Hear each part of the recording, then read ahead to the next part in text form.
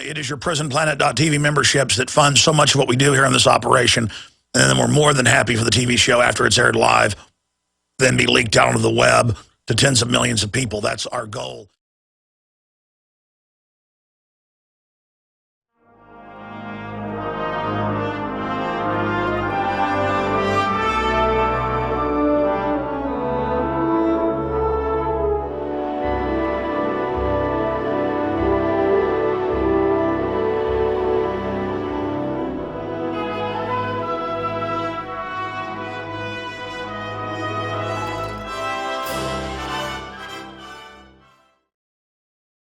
Ladies and gentlemen, we are live. Thank you so much for joining us. It is the 30th day of October 2012. I am your host, Alex Jones, and we are going to open the phones up for people that do have power or are able to call in. Some people have phone service but not power on the East Coast with the hurricane that obviously started to plow in. It's causing some damage, some flooding, cars flooding down the street in New York City, subways flooded, a lot of people dead. I don't know, it was like 17 last time I checked. We should pray for everybody, but they're calling this the ultimate storm in history now, and I think that is hype. We've seen the media do that before, but certainly it's already affecting early voting and things like that. And so it is absolutely essential that we continue to track exactly what's happening with this hurricane, but also understand they will try to get executive orders through, so-called free trade deals through, all sorts of things through while we're busy watching this Hurricane Sandy. And they will also try to use looting and things like that, which there's already been some arrests for looting, as a pretext to basically restrict all of our liberties. I noticed that the New Atlantic magazine wrote an article today making fun of Infowars.com and DrudgeReport.com, implying that there's never any looting during hurricanes and that we were just horrible people for showing the tweets of folks saying they were going to loot, even though arrests are being made with people looting inside stores and things. And I've got all those articles here in front of me. Also, there's a new article breaking at Infowars.com. Time Warner kills TV show critical of TSA. And this is big news because the show talked to scientists and the admissions that the naked body scanners were causing cancer. It showed Michael Chertoff, former head of Homeland Security, making money personally off of ordering the scanners, and total conflict of interest. And Time Warner, the same folks that own CNN, who've been caught by their own reporters that have gone public recently, Amber Line and others, covering up massacres by Arab countries they're friendly towards. We're talking about lining up families and shooting them, and the media covering that up. So Time Warner kills TV show critical of TSA. Episode exposed how body scanners were a major cancer threat. And that's big news. We're going to be getting into that. Yesterday, Facebook now censoring political posts as hate speech. And all we did was show an image of bin Laden and say Al-Qaeda. And they said that's not allowed. And they said if you do it again, you will have your account, one of many we have with 300+ thousand people, 321,000 signed up for it. Facebook now censoring political posts as hate speech. Social network giant threatened to close Alex Jones' account over bin Laden Al-Qaeda image. And we've had them shut down other accounts we have. That's why, I don't know, I say we got 15, 20. We got more than that. We've had fans over the years that set up hundreds of them. And we had one listener that was doing it that gave us, it was more than 20 of them. He set them up for every film we have, every website we have, and you know, some of them had 100,000, 200,000, 20,000, 10,000, 300,000. It was all totaled over 1 million what this guy handed over to us. We don't even really know how to run it, but we're trying. We're learning. And we just linked our articles and stuff, and there's no porn, there's no calls to violence. But we can't say bin Laden CIA and then link to an article in the Washington Post admitting it. That's just not allowed. Darren McBreen was told with his personal Facebook he had just mainline news up there, and they said, we don't allow politics on Facebook. He was given that message, and that's in the article, too. So it's like a third world country. It is Tuesday, 30th day of October 2012. Frankenstorm is, well, been hyped up like it's the end of the world, the worst storm in history. You've seen the headlines. But it is pretty darn bad. I mean, I have a laundry list of articles here about what is happening with the hurricane. I'm going to list some of those. There have been 17 to 18 deaths. The numbers are changing all the time.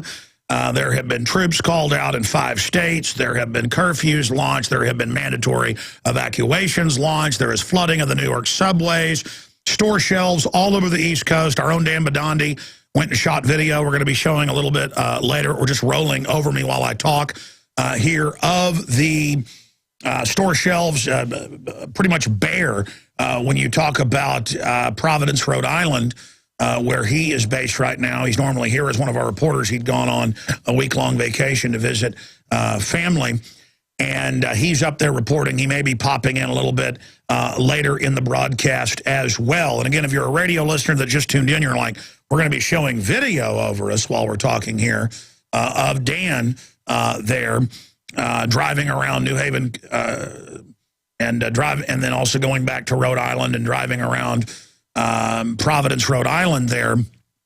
We are also streaming video at prisonplanet.tv and InfoWarsNews.com.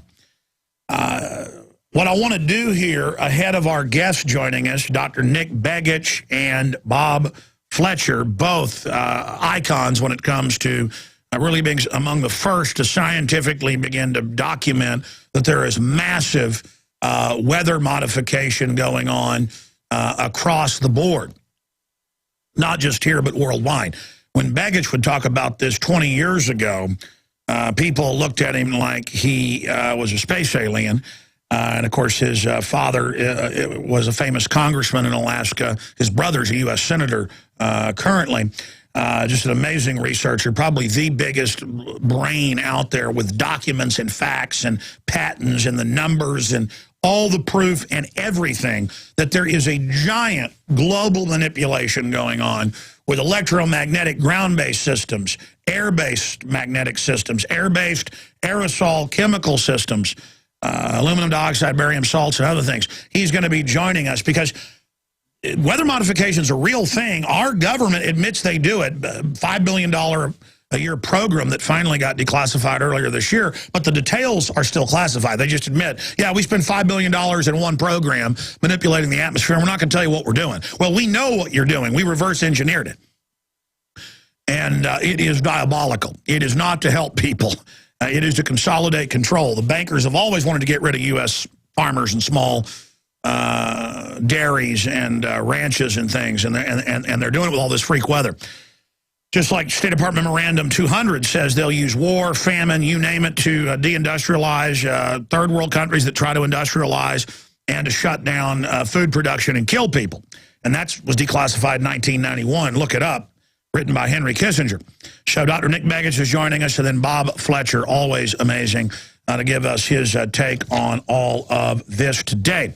But what I want to do right now is go through some of the headlines and then go to your calls.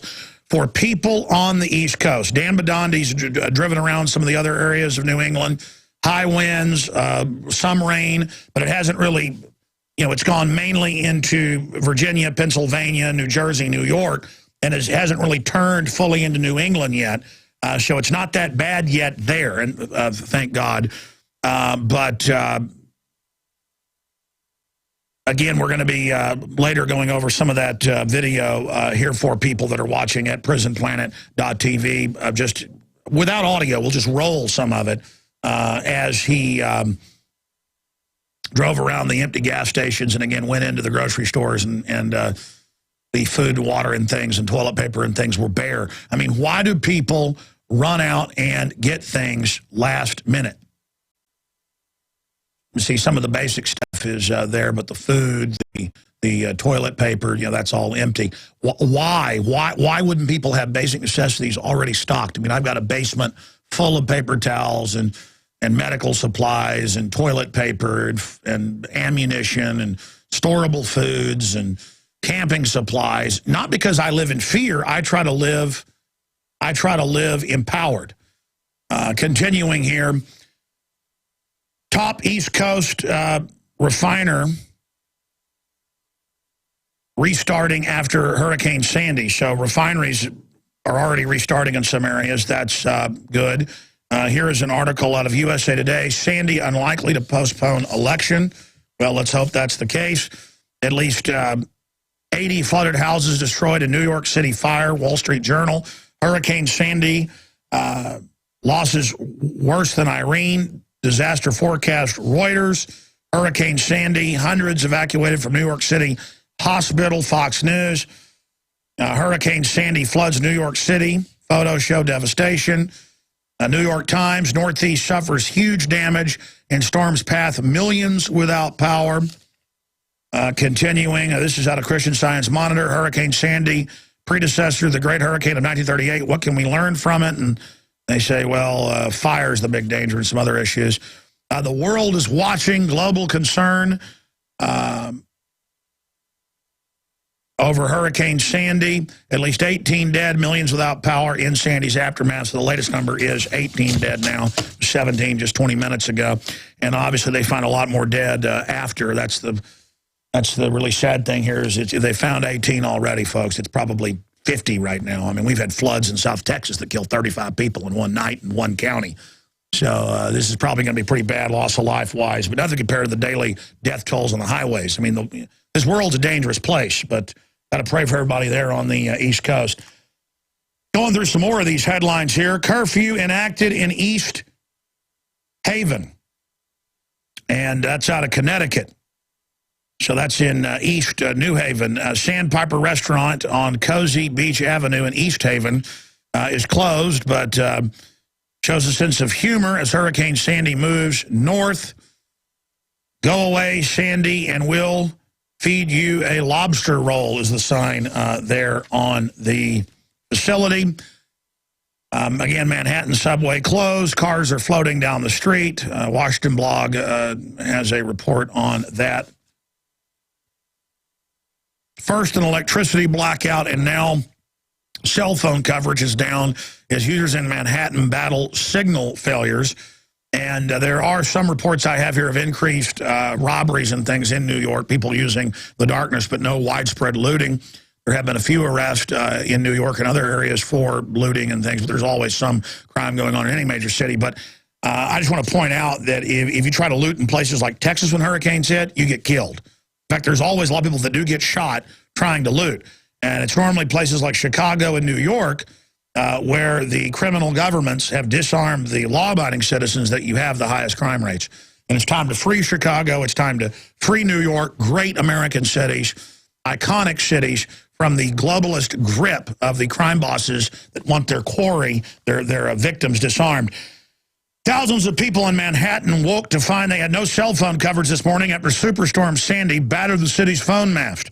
Cell phone users in large swaths of lower Manhattan suffered signal failures after 24 hours of devastating weather. For many, it means they are virtually cut off and have no way of contacting friends or family or calling for help if there is future emergencies or further emergencies. Here's another one. Superstorm Sandy leaves millions without power, again, across tri-state area. New York, Pennsylvania, New Jersey, and other states, more than just 3 states there, that it's really hitting hard. Con Edison, LIP, A, PSEG, JCP, and L, 4.5 million customers have lost power in just one area. Another 670,000, Con Edison reporting that, 200,000 in another area. So it's just too many reports to even be able to follow it all. At least 80 flooded houses destroyed. Again, I mentioned that. It's one of the biggest things in New York by fire. 2 New Jersey towns overrun by water from creek drains. Also, a possible levee break in New Jersey floods 3 towns. That's Reuters. The towns of, I hope I pronounced this right, Moonachie, Little Ferry, and Carlsstalt were underwater after swollen Hackensack River broke its banks, flooding 2,000 residents in the county alone. A big storm requires big government, a disgusting article out of the New York Times about how only big government can save us. That's why we need a big fat FEMA to run everything. They got to come suck all our resources out and then come and boss everybody around, cut down the police communications because the police wouldn't follow their orders to stand down completely in New Orleans, and to block the police and others from other counties from coming in and helping, and fire departments from Texas and other areas, Louisiana, Mississippi, from coming into New Orleans, and all the other sabotage FEMA did, and not giving people aid for 6 days, then going to the high and dry areas and taking the guns, and then making people sit in the Superdome while they got raped under orders. The police and military sat out there on giant pallets of food and water on record. No one was allowed to walk out themselves on the high and dry highways to high and dry areas. You would be shot if you tried that. Just a pure exercise of raw evil. That's what happened. Most Americans have never heard of the National Response Coordination Center, but they're lucky it exists on days of lethal winds and flood tides. The center is the war room of the Federal Emergency Management Agency, where officials, not servants, gather to decide where rescuers should go. Yeah, where everybody should stand down. Bunch of tyrants. Disgusting. Water, fire, destruction, New York City after the superstorm.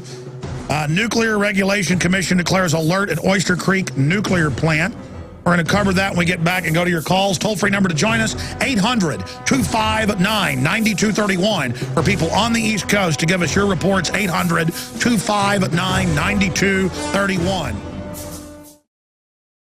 Monday through Friday, we're here. Toll-free number to join us if you're on the East Coast and you are affected by the hurricane. If you have eyewitness reports of how bad it is, we'd love to hear from you. 800-259-9231. Again, just finishing up with this, Nuclear Regulatory Commission declares alert at Oyster Creek nuclear plant. And the report goes on to say the Oyster Creek plant in New Jersey is the most likely to be affected by the hurricane. That's what the George Washington blog spot that we posted at Infowars.com did report yesterday. And indeed, that is now being affected. The U.S. Nuclear Regulatory Commission is conducting and continuing to monitor the impacts for Hurricane Sandy on nuclear power plants in the northeastern United States, including an alert declared at the Oyster Creek nuclear power plant in New Jersey. The plant currently is a regularly scheduled outage, declared the alert at approximately 8:45 p.m. EDT due to water exceeding certain high water level criteria in the plant's water intake structure. An alert is the second lowest of 4 NRC action levels. The alert was preceded by an unusual event declared at approximately 7 p.m. EDT when the water level first reached a minimum high water level criteria. Water level is rising in the intake structure due to a combination of rising tide and direction and storm surge. It is anticipated water levels will begin to be abate within the next several hours. And then AP goes on to report the plant's owner, Exelon Corporation, said power was also disrupted in the station's switchyard, but backup diesel generators, as Washington Blogspot predicted they would do yesterday, were providing stable power with more than 2 weeks of fuel on hand. The NRC spokesman said if the floodwaters continue to rise, it could affect the reactor's service water pumps, which are used for shutdown cooling and to cool the spent fuel pond. Let me stop right there. Here's the issue. I think nuclear power overall would be good if you had moral companies and corporations and state governments that would hold them accountable. Should be the state government doing that. But you can look up the numbers. It's even mainstream news. It's 90, I think it's 92% of reactors of the 416 or whatever it is worldwide that are big power reactors. There's hundreds of other research reactors, and we're not counting hundreds of nuclear power submarines on both sides of the Atlantic. But the point is that there are 400 and some change reactors, and most of them are over 30 years old. I think the average age is, 32 years? Some are 39 years, and they're not meant to go more than 25 years. Radiation rots things, and these things are falling apart. And they illegally, but they don't get in trouble, just store the reactor waste, even on top of the new reactors or the new rods. And they put them in spent fuel ponds. You know, if water ever gets out of those catch on fire and then start blowing up, start melting down. You've seen Fukushima, you've seen Chernobyl, you've seen just 3 Mile Island. And there are events now routinely bigger than 3 Mile Island, and it's not even in the news. Down in Southern California, they've had, just the last year, reactors have had alarms because radiation's released. And they announce, you know, we're not going to scare the public. The Federal Department of Energy and others, they're going to just say that we don't have to have the alarms go off anymore.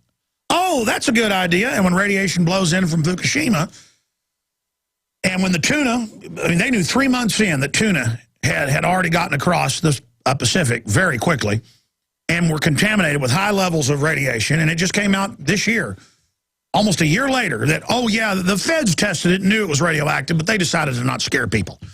They let people eat the tuna. The seals are dying, their hair's falling out, all over the West Coast. And what did the EPA do? They just raised the level of what they said was safe isotopes, in some cases 1,000%. Didn't mean that radiation was 1,000% up. It's just they said, you know what, we're just going to say it's safe now. We're going to say DU safe for the troops. So that's the problem with nuclear power. If society collapses and people walk away from reactors, in 2 weeks they blow up. Alex Jones here, back live. We're going right to your phone calls here in a moment. If you are riders on the storm out on the great East Coast of America, the United States, we'd like to hear from you. 800-259-9231. We have loaded phone lines here, but as soon as you hear a caller hang up, that is your cue to be able to call in. But again, if you're not on the East Coast, please give folks a chance on the East Coast to call in. I mean, it really is a frightening prospect that there are hundreds of reactors in this country, 400 plus worldwide, and if humans walked away, in 2 weeks on average, they would start melting down. In 2 weeks, if diesel fuel isn't delivered to the Oyster Creek facility, which is a big nuclear plant on the coast of New Jersey, it would go into meltdown. Now, obviously, they're going to get them diesel fuel. It's not an issue at this time. But every time we hear about 90+% of plants leaking, I mean, now I see it in Nebraska or Canada or England or France, that radiation levels, just earlier this year, went up all over Europe. I mean, dangerous radiation. And it was going, yeah, no one knows where it's coming from, but the maps show it looks like from France. And then later it came out, yeah, a plant kind of was about to melt down, so they off-gassed a bunch of radiation. Oh, sorry. Not a big deal.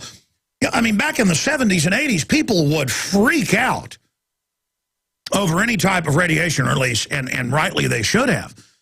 They had what out in Southern California, famous plant, just type in California nuclear plant meltdown.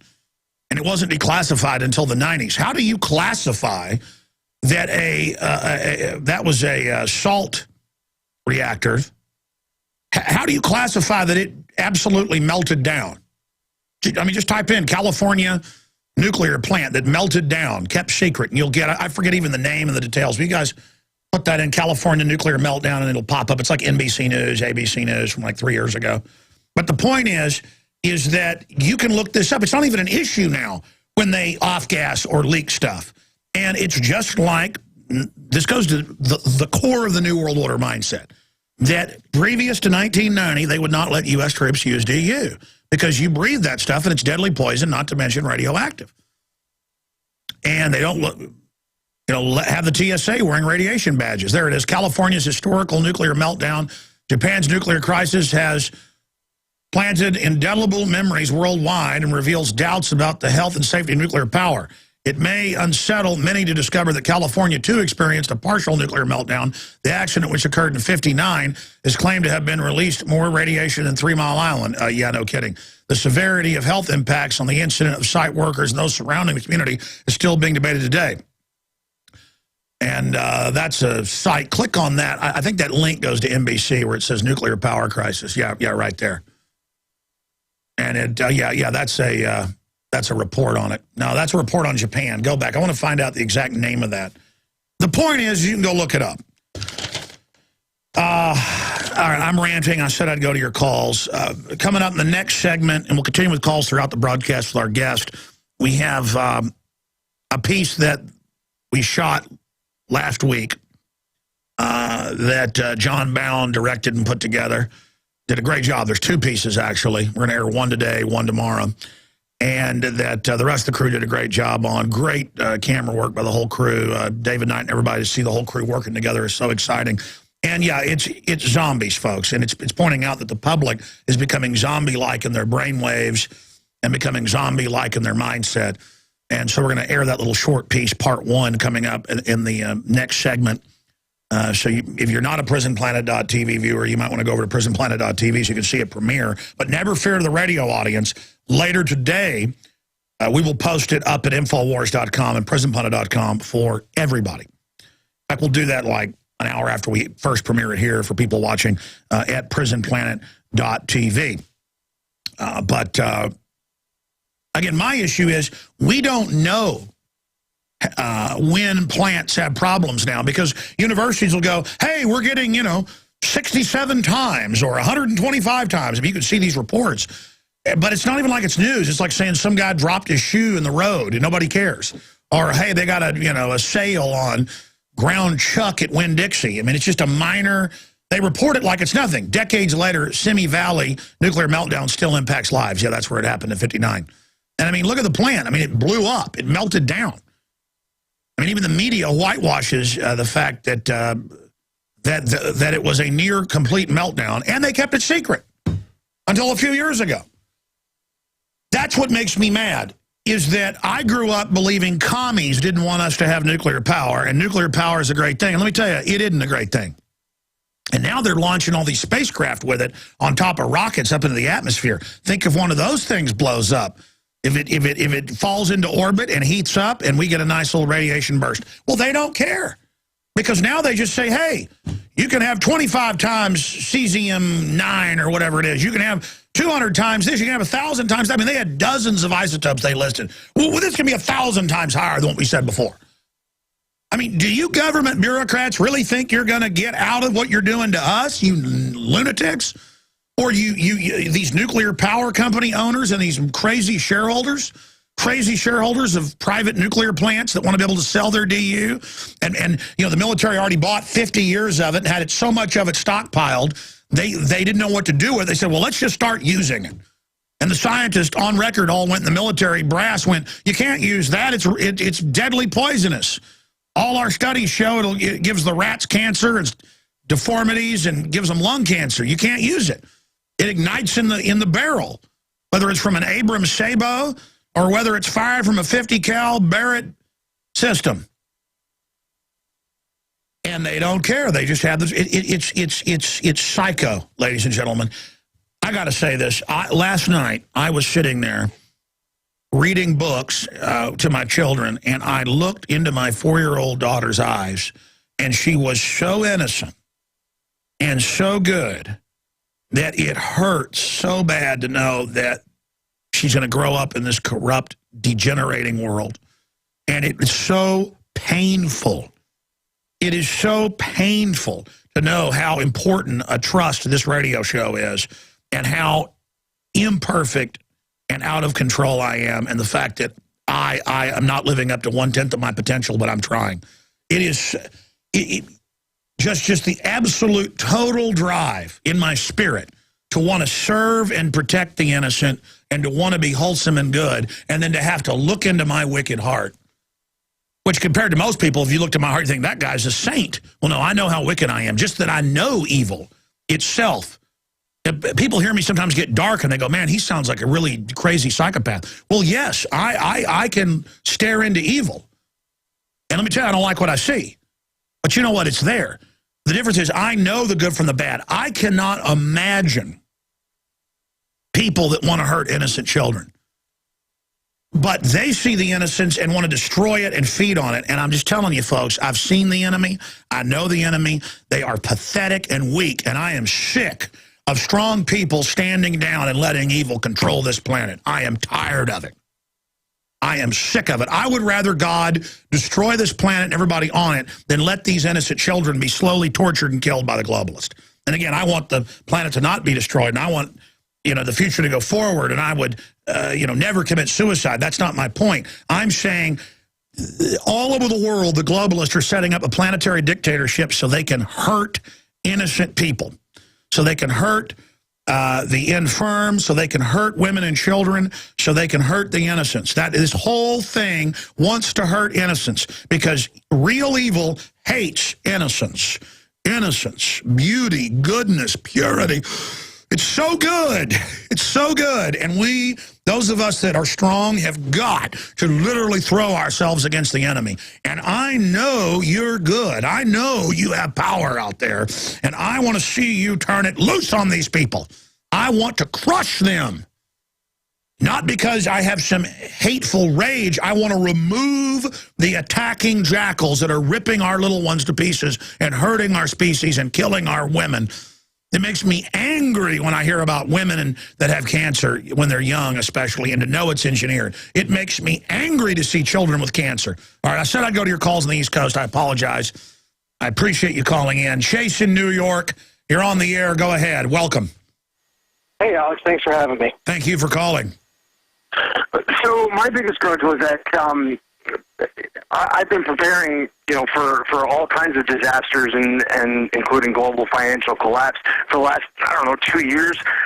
Some of my friends and family, who have woken up and are aware and see what's going on, it started out just prepare for a winter storm. Or, we even had the hurricane last year and nobody cared.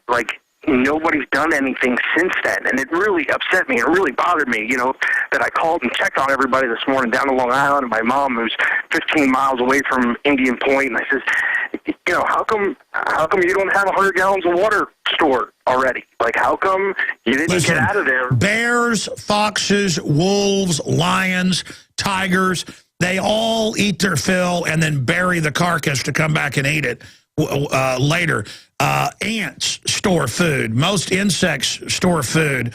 All humans have always stored food and water as backups. And the government, until recently when they were shamed into it, said people that are prepping are bad. Now they say, yeah, have a week of food and water. Again, they do not want us self-sufficient. It's not that we're in fear that we're prepared. It's not for fear that I've got a gun under my desk. It's that I'm living empowered. And exactly what you're saying. I've seen news reports of the store shelves cleaned, and I know New York City's flooding. What reports can you give us on that front? Part of it was just laziness. I think they just opened up a couple bridges. They're talking about, Indian power plant's fine. There's no problem there. We've got everything under control, and we're not worried about it at all. That the cops are out in full force, stay off the streets, stay where you are, but at the same time they want you to report to these, refugee, Red Cross, FEMA camp centers. So, it's conflicting the whole time. It's just totally backwards. Anything else you'd like to add, sir? I just wish that people would pay attention, take it seriously. Don't take it for granted. Don't be lazy. Get out there and, even if you're just saving your 2-liter bottles and fill them up with water so you can flush your toilet, do something. Anyway, that's it. Thank you so much, and God bless you. Yeah, we've just come out with a strategic relocation film with myself and Joel Skousen, mainly Joel Skousen, that Rob Jacobson and Darren McBreen just did a superlative job on. In the trailer, we're talking about the nuclear threat because that's higher than it's ever been. But that's a small part of the film. It gets into the political, geopolitical 3 power blocks, and it gets into every major city and then every region and every state, just like the book does, but even more in some areas. The two complement each other. And explaining, if you've got to live in New York City or Los Angeles, the real escape routes the general public doesn't know about. I mean, it's a roadmaps. That's what strategic relocation, the book that we sell discounted with the film, covers. the secure home, all of this, and it's got stuff for people that have to shelter in place all the way up to the deal. And it's because as a human, you're supposed to think about these things because you're a father, you're a mother. It's your responsibility to start thinking about your surroundings. Don't just think it's just there and the lights are always going to be on. That's what an empowered, conscious person does. A zombie doesn't. Let's go to Bill in Pennsylvania, hard hit by the storm. Bill, is this all hype or a little bit of hype, or how bad is it? Alex, let me start real quick. I know you don't like pats on the back, but I found you by accident 4 years ago, and you and your show has changed the life of me and my family, and we thank you for that. Thank you. You're welcome, sir. I'll tell you what, you could kind of see it coming yesterday. We had a lot of wind here. I'm 3 miles north of Philadelphia, and it started yesterday afternoon. They shut the bridges down from Pennsylvania to New Jersey for commercial vehicles. And then at 7 o'clock last night, Governor Corbett, he closed every route into Philadelphia, which is like every highway that gets into Philadelphia, you couldn't get in and you couldn't get out. So, and that's what the military's been training for forever. I heard Dan Badandi during the money bomb. He broadcasted for 7 hours of it, our reporter who's back visiting family. I heard him in the halls on air here tell the story of being in an airport and talking to a listener who was a FEMA pretty mid-level, who showed him maps and how there'd be a natural disaster during the election and how it would be used and how he had to mobilize thousands of buses and all this. And then we don't have the crew, so we've been scrambling all morning, just trying to even find that in the 7 hours of the money bomb versus his blog talk show he had before. And then Dan is there with his 1-year-old son and his wife, so he only is scrambling around trying to find it. But, I mean, I heard him tell that story. I heard him say that FEMA said, we don't know what it is, but something during the election. We've heard all the cops call in and say that, too. And I don't know if this is it. It's just very strange that's on record. Our listeners could go through all the money bomb video, a 48-hour broadcast that we did with Dan Badandi. Did 7 hours of it, or like 6.5 hours total. That's all at InfoWarsMoneyBomb.com. We don't have the crew to find it. So I just said, well, we can't have Dan on to play that and then have him talk about it because, if you don't have the proof, you can't show it. Doesn't matter. We all, he talked about it on YouTube, his videos, but doesn't exist. But the point is that they're certainly using this as a power grab in areas where it's not even a problem. I see areas where it's barely raining, and they're using it to have troops on the street. But then you can argue, well, what if they didn't? People are saying they were going to loot. What do you think of the people threatening to loot during this? Well, exactly. I think a lot of it, just like with Romney, they're not going to do anything. They're kind of hoping for it. The township that I'm in, there's 100,000 people. We have way too many police force. They're 100% militarized. We have an armored personnel troop carrier. We have gigantic mobile homes that are converted into stationary bases. These guys were running around this town yesterday. They were licking their chops, Alex. They were licking their chops. They couldn't wait to kick people out of their houses. We had some evacuations in some parts of the town, but they were running around like animals yesterday. Like they couldn't wait to use the toys that they had. They just had to sell a boat that they bought because they could only use it on a small portion of the Delaware River, and they had to sell it. So now it's like they're trying to make a case for using the rest of their toys. All over the country, Homeland Security with our money is buying speedboats with heavy machine guns mounted for millions of dollars. They're like $700,000 a piece, the ones that Texas Department of Public Safety got. And now they're throwing them on Maine lakes. So gunboats come up to you because these guys all want to be soldiers. And, of course, now they're telling them Al-Qaeda's not the enemy, it's us, the American people. And I just hope the police are smart enough to understand if they're dumb enough to start a war with the American people, they're going to get their clocks cleaned up one side and down the other. But the globalists want that to happen. It's just pathetic. More calls coming up. So you've seen Homeland Security TV ads and print ads likening the American people to zombies during disasters that have to be mowed down.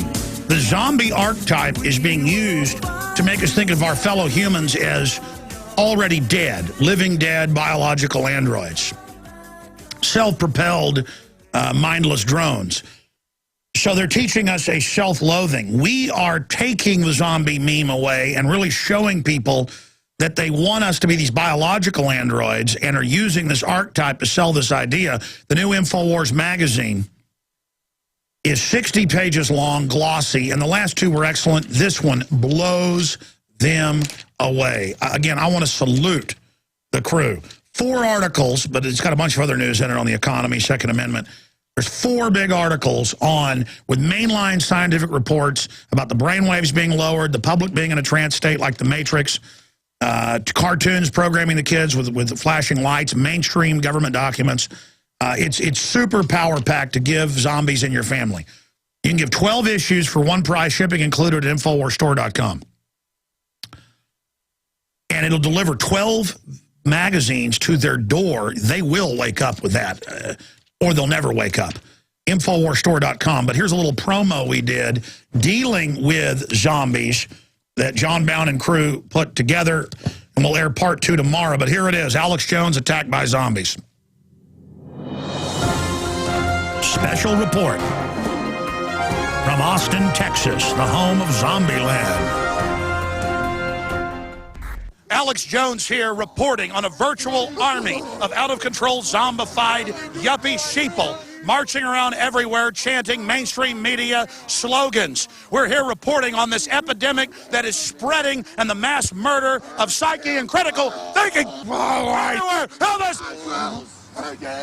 A worldwide phenomenon of trendies becoming more and more mindless and being in zombie-like trance states, worshiping mainstream media, American Idol, and Justin Bieber. Is there any way to awaken them? Is there any cure to this virtual madness, the mass murder of the mind and critical thinking? Second Amendment bad.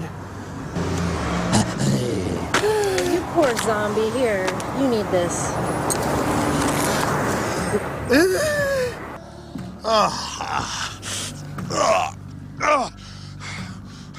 Is there any hope?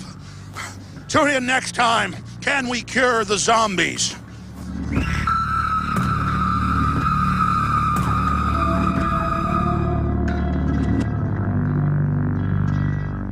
The presentation you have just witnessed is a test.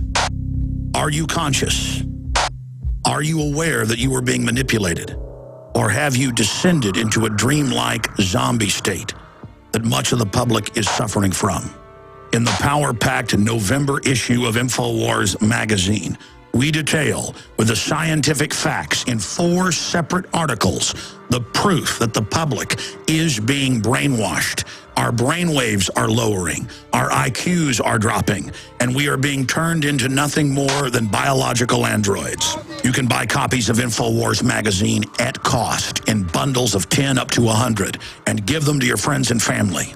It's time to shake humanity out of the trance that they're in. And the November issue of InfoWars magazine is designed to do just that. Sign up for a subscription or secure copies at cost in bulk today at InfoWarsStore.com.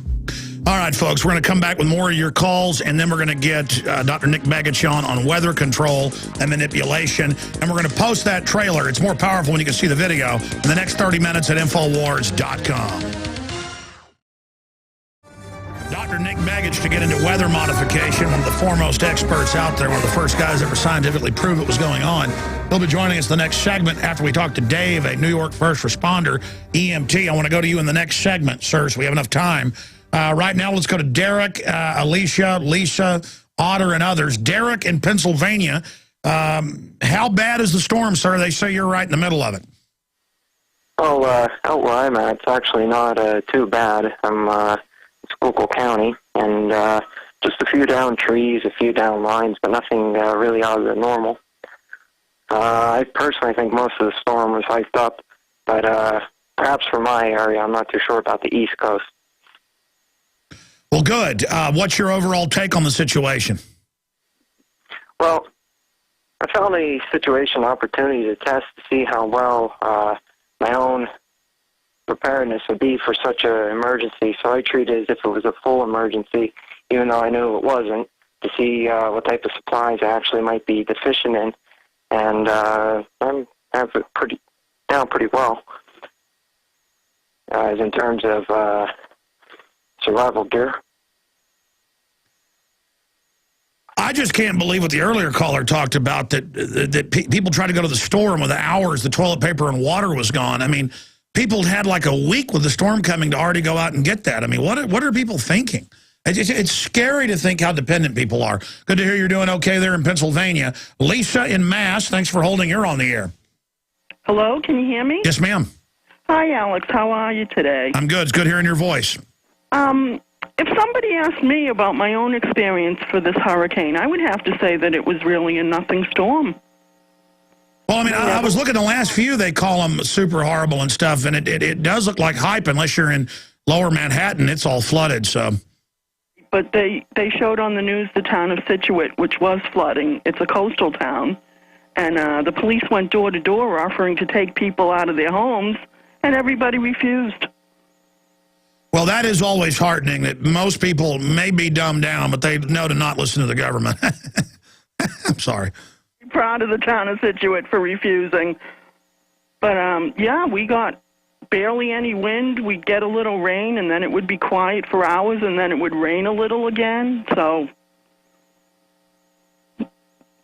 I mean, Dan Badandi is in Rhode Island, and I saw articles saying Rhode Island hard hit, and he goes, man, it's barely blowing. In fact, he did a video yesterday. He was shooting video out the window of his house. It was hardly even raining. But the store shelves were empty of key items, but overall. But, hey, tell that to the 19 dead people they found. I mean, obviously it is an issue. We should pray for everybody. And kind of like Katrina, the first day, people didn't think anything was happening until later. It could keep raining. I mean, if it keeps raining and raining. In fact, we should be showing some of the Doppler radar and stuff. Drudge.com, drudgereport.com. It's got a lot of the best links to all the different radar and satellite and the rest of it. Anything else, ma'am? we've had the sun out here this morning. The skies are trying to clear, and the sun's been out a few times. Did you see the New York Times headline? Well, big storms need big government. Please, the last thing we need is big government. I can take care of myself and my neighbors better than the government can. I'm like you. I'm totally ready. I have supplies of food and toilet paper and all that good stuff. And well, you might be a terrorist then. I mean, good luck to the criminals that have hijacked the government to try to teach the police and military that it's bad to prep and that you're a terrorist if you do. And let's put preppers on no-fly list when they're defense contractors with no criminal record because, you prep on your Facebook. And people are supposed to get intimidated by that and go, oh, well, I won't prep then because you say I shouldn't. I mean, what? Because the government's scary? We should be scared that the government's trying to scare us into not being prepared. We should be getting prepared because they don't want us to get prepared. God bless you, Lisa. We're going to talk to Dave in New York, a first responder, and then Dr. Nick Begich joining us straight ahead. We'll be right back. If you see the different Doppler radar satellite shots of the hurricane or tropical storm, it's pretty spectacular. Sitting right over Pennsylvania, it looks like the eye of the storm. And it is just hammering all the way up into the Great Lakes region, all the way up into Canada. A ton of rain, out over West Virginia and down into the Carolinas with a little bit of rain. And it is flooding New York City and some other areas. There's been upwards of 20 deaths now. But I've got to say, unless the flooding just really mounts, this looks like a bunch of hype. I'll tell you right now. And that's good, because I hope it doesn't postpone the election like U.S. News and World Report was saying it could. Because if it was as bad as the media was saying, then it would have been a serious catastrophe, basically.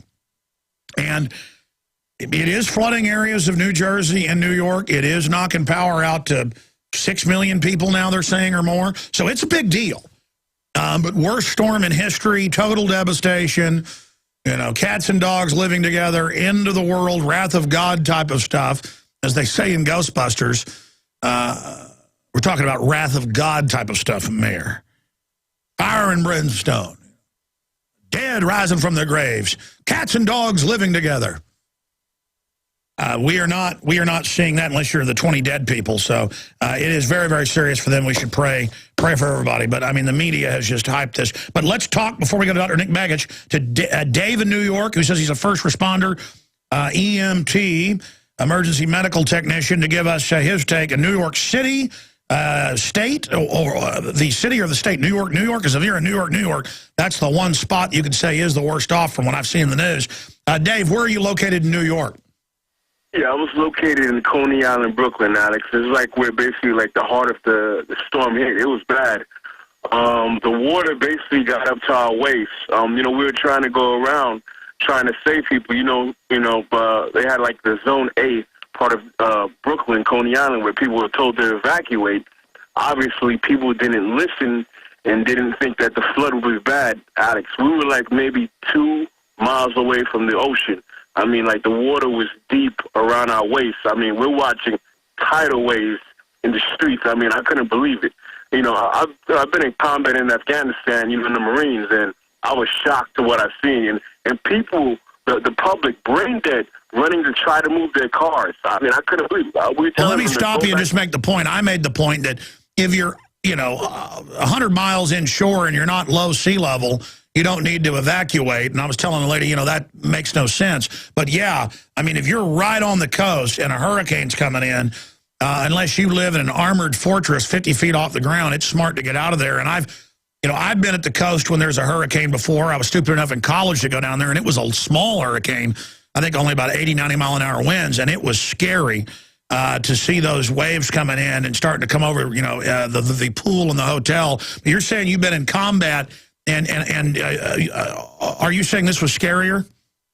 Yeah, exactly. I mean, I'm watching tidal waves in the streets of New York, and the sewers popping open, water flying everywhere. And like I said, I've never seen, this was like basically our Hurricane Katrina. Obviously, the callers who are calling you, they didn't experience what we experienced. Because like I said, anybody who was in the New York City area, near the Rockaways of Queens, or like lower Manhattan, and like Brooklyn basically got flooded out. I mean, there were cars in the streets floating around. Well, no, that's confirmed. Well, then let me ask you this question. I just started the hour saying mainly media hype. Would you say I'm wrong? I mean, they're calling this the worst storm ever. Is this the worst thing you've ever seen in New York? Yes, this is the worst thing I've ever seen. I mean, I had like a guy who's been working with me. He's been, he's a little bit older than me, and he used to live around here. And he told me he'd seen many hurricanes, and he never seen anything like that. I mean, and like I said, the water was just rising so quickly. Like I said, I've never seen anything like that in my life. And one thing, like I said, Alex, about the brain dead zombies, you had people leaving their houses trying to go move their cars, trying to save their cars. We're telling them to go back to your house. Your life is more important than your car. You don't have to worry about it. I mean, you couldn't believe how many people were trying to move their cars, like going in, like, water up to their waist, Alex. Crazy. Wow. Yeah, no, I saw it on the news and have seen the photos. We've got it up at Infowars.com. DrudgeReport.com has it as well. And so, again, other than New York, though, and some coastal areas of New Jersey, from what I've seen, it is not the mega disaster they said. But it's kind of like people argue, is it a depression or a recession? Well, if you've got a job, it's a recession. If you've been out of work for 6 months, it's a depression. So for you living there in New York, this is a disaster. Yeah, exactly. I mean, you see like cars, totaled cars left and right, because when salt water gets in the in the engines, it's totaled right then and there. I mean, what about the zombie point? Because I saw that in the news too. You're saying you witnessed people trying to go in and move their cars in 3 feet of water. Yes, I witnessed that. Like trying to move it to high ground, basically. I mean, I'm telling people not to go whatever in the direction the water is coming up higher, and they're not listening. And yeah, you can get a new car, you can't get a new body. Exactly. And then even today, the aftermath in the morning, you're seeing people just walking around, just lollygagging, what I'm saying, like with a zombie look in their eye. I mean, and they're like, oh, we need help. What are we going to do? This or whatever, and there's only so much you could do, and like all morning long, we've just been rescuing people that stayed in their houses, basically, that didn't listen.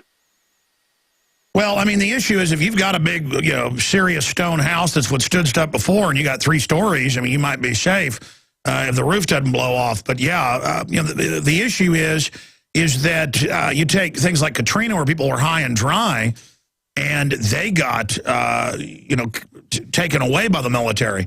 And again, that's the problem with the government response. Even if the government means well, there's no way to implement it properly because no one has the HUMET or the human intelligence everywhere, no matter what computers they've got.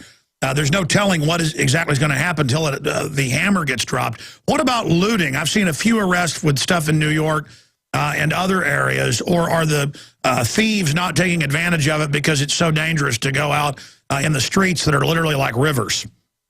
As far as what I see, everything is orderly. Nobody's been, looting anything like that. Right now, this is day one, obviously, so we have to wait, because they say power is going to be out at least maybe 2 weeks here. This is what they're saying. Okay, New York City, how many are in New York City in all the boroughs? 8 million, 9 million? Yeah, about 8. I'd say about 8 to 10 million people, actually. Okay. Let's just say 9 million people roughly there. Where's the election? 9 million people aren't going to vote now? Yeah, I mean, well, you know what? New York State is Democratic anyway, so it's for Obama, so it really doesn't make a difference, Sure, but U.S. News and World Report said that it would help Romney, but more and more, if New York and New Jersey can't vote, and they're historically mainly Democrat. I know they've got a Republican governor there in New Jersey who canceled Halloween so you can have all the candy bars, the joke is. Well, listen, sir, thank you so much for your update. Would you like to give your cell phone number to John Harmon up there at Genesis so that we can call you for updates in the next few days? Okay, no problem. Yeah, I'll do that. Thank you so much. Thank you, and God bless, and be safe there, Dave. So pray for everybody. Like I said, New York and New Jersey and other areas, there's 20 people dead now. So, yeah, the media's overhyped it, but mainly because there was the potential this thing could have done this everywhere. And it may keep raining and may do this all over the place. I mean, we don't know yet. I am just not going to jump the gun and say it's the biggest disaster ever until we're totally sure.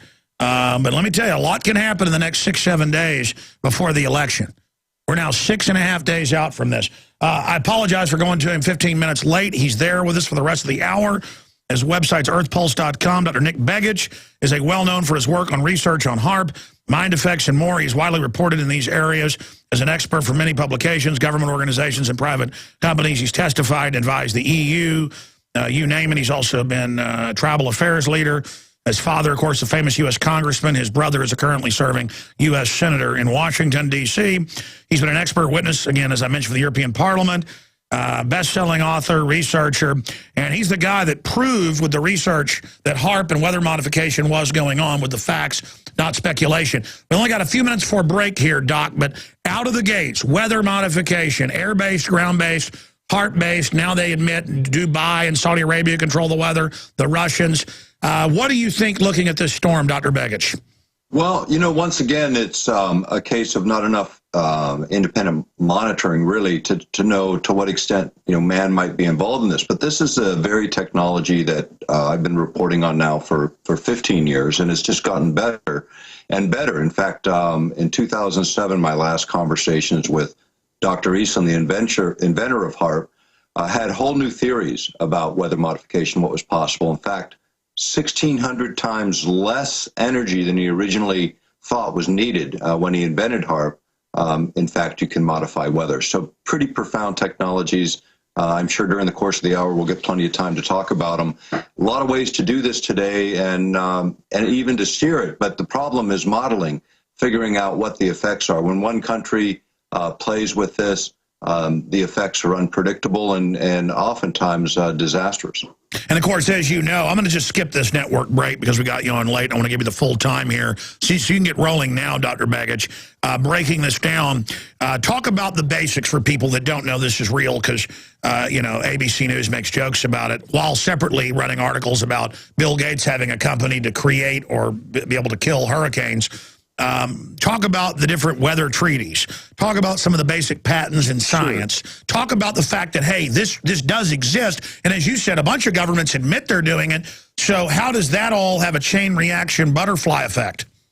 Well, first of all, going back to the whole issue of weather modification, the U.S. has been involved in this for many, many years. In fact, I'll quote one quote. I used it in Earth Rising, the Revolution, and it's by Secretary of Defense William Cohen when he was in office back in 1997. Now, this is before the 9/11 event, and he said, and I quote, "Others are engaging in even in an eco-type of terrorism, whereby they can alter climate, set off earthquakes and volcanoes remotely through the use of electromagnetic waves," unquote. Now, that's at a time before 9/11, attributing the technology to terrorist states. And what he's really talking about is the idea of being able to move or manipulate weather for strategic advantage. And it was Rumsfeld who suggested that our treaty, we had a treaty that we had signed with 60 other countries back in the 1970s, where we wouldn't use geophysical manipulation or weather warfare, if you will. And those treaties, he wanted to see them eliminated. But the fact is, all of those treaties from that era allow for, in most instances, domestic use, and this one in particular, meaning you could modify weather in your own nation. You just can't do it, against someone else in a warfare scenario. The problem is weather's connected. I mean, you look at a storm and where they originate and where they end up. They don't respect political boundaries, certainly. Yeah, Japan can't pass a law that its Fukushima radiation won't hit the West Coast. Right, exactly right.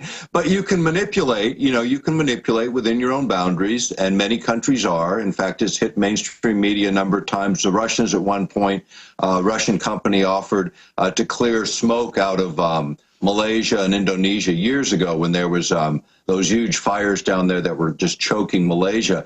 They agreed to, or offered anyway, to create an artificial cyclone. And that was, some mainstream media picked up on that and quickly forgot it. But, this is years and years ago. What we can do today is much more profound. In fact, even manipulating gravity waves, which is something Eastland ended his work in before he passed away. In 2007, he had delivered a paper to the University of Pennsylvania. Previously, he did work on this for the European Space Agency, NASA, even FEMA, interestingly enough, on weather modification. And in all of those instances, what he essentially showed is how to do it. And he said, look, and he said this to me, and he said this to a number of others, is he was unwilling at the state in which he recognized the technology to give it to, say, military planners, from the standpoint that the destructive effects, the unpredictable effects, were so profound, and our lack of ability to model these on a global scale, to look at all the factors that contribute to climate and the effect of climate in one place versus how it affects everything else, he recognized we couldn't do it. If we ever were going to do weather modification, it ought to be done in the open light of day. Fact is, it's not. Militaries around the world continue to experiment in this area. When you see storms like this or earthquake events like we've seen in the last few days, I get a flood of calls and people asking, was it H.A.A.R.P? The fact is, it could be H.A.A.R.P. It could be a number of other systems operating in the world today. There are a bunch of H.A.A.R.P. systems all over the place that they even admit. Right.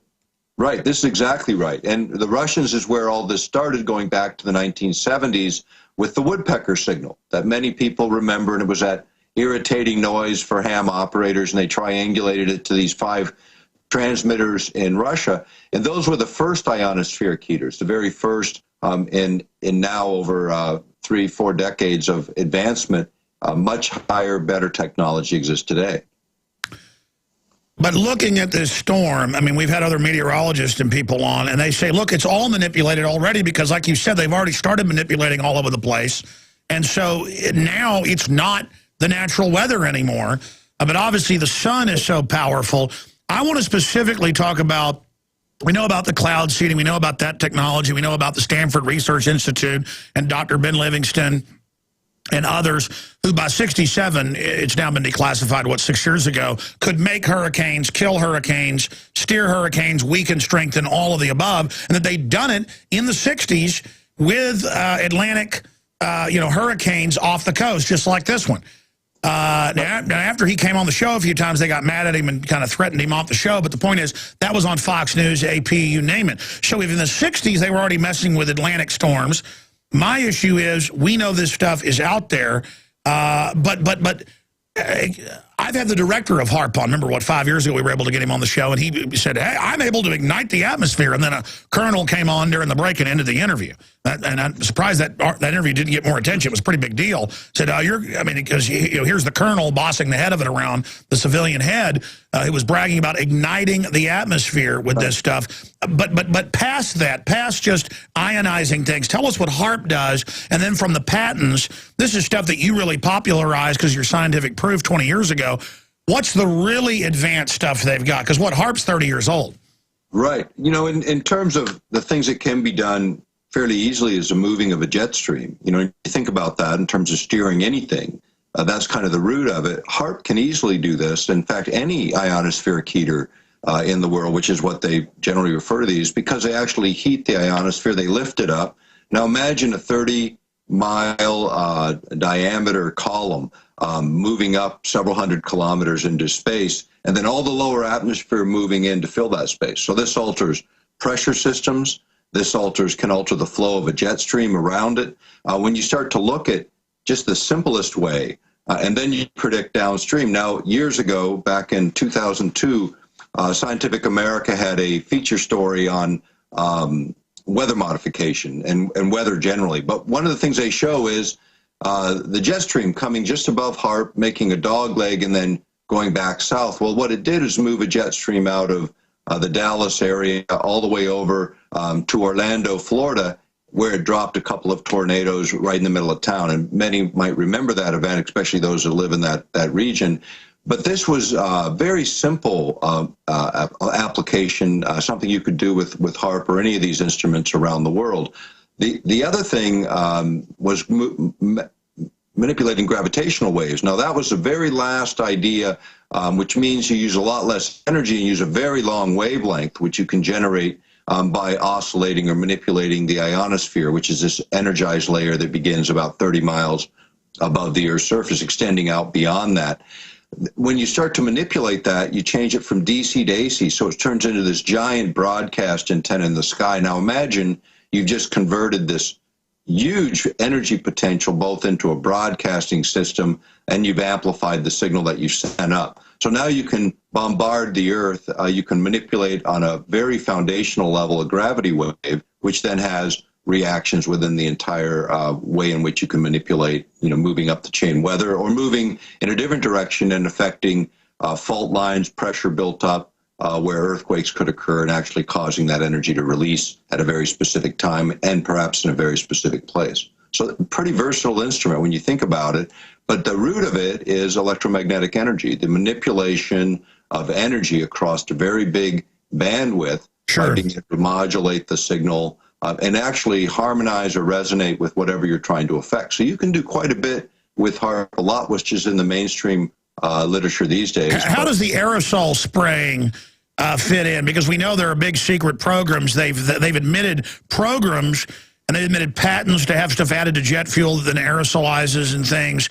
But then a lot of the science I see says that it's actually the antennas are making regular ice crystals resonate differently and are forming larger trails. So that's why we're seeing more condensation trails that aren't even really chemtrails. It could be either situation, but here's what happens when you introduce a chemical element, say, into an environment that you subject a certain population to.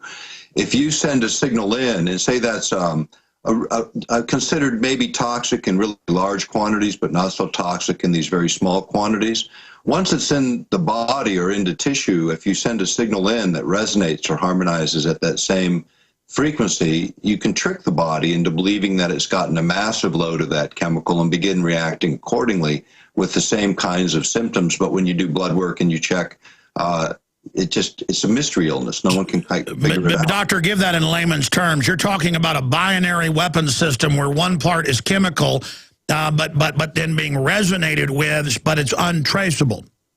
Right, exactly right. And so you end up with a very toxic effect or an altering effect for sure, but anyone outside of that doesn't experience it. And then when you turn the signal off and people come into that area, they get minimal levels of that toxin, so it doesn't affect them at all. Incredible weapon, incredible weapon.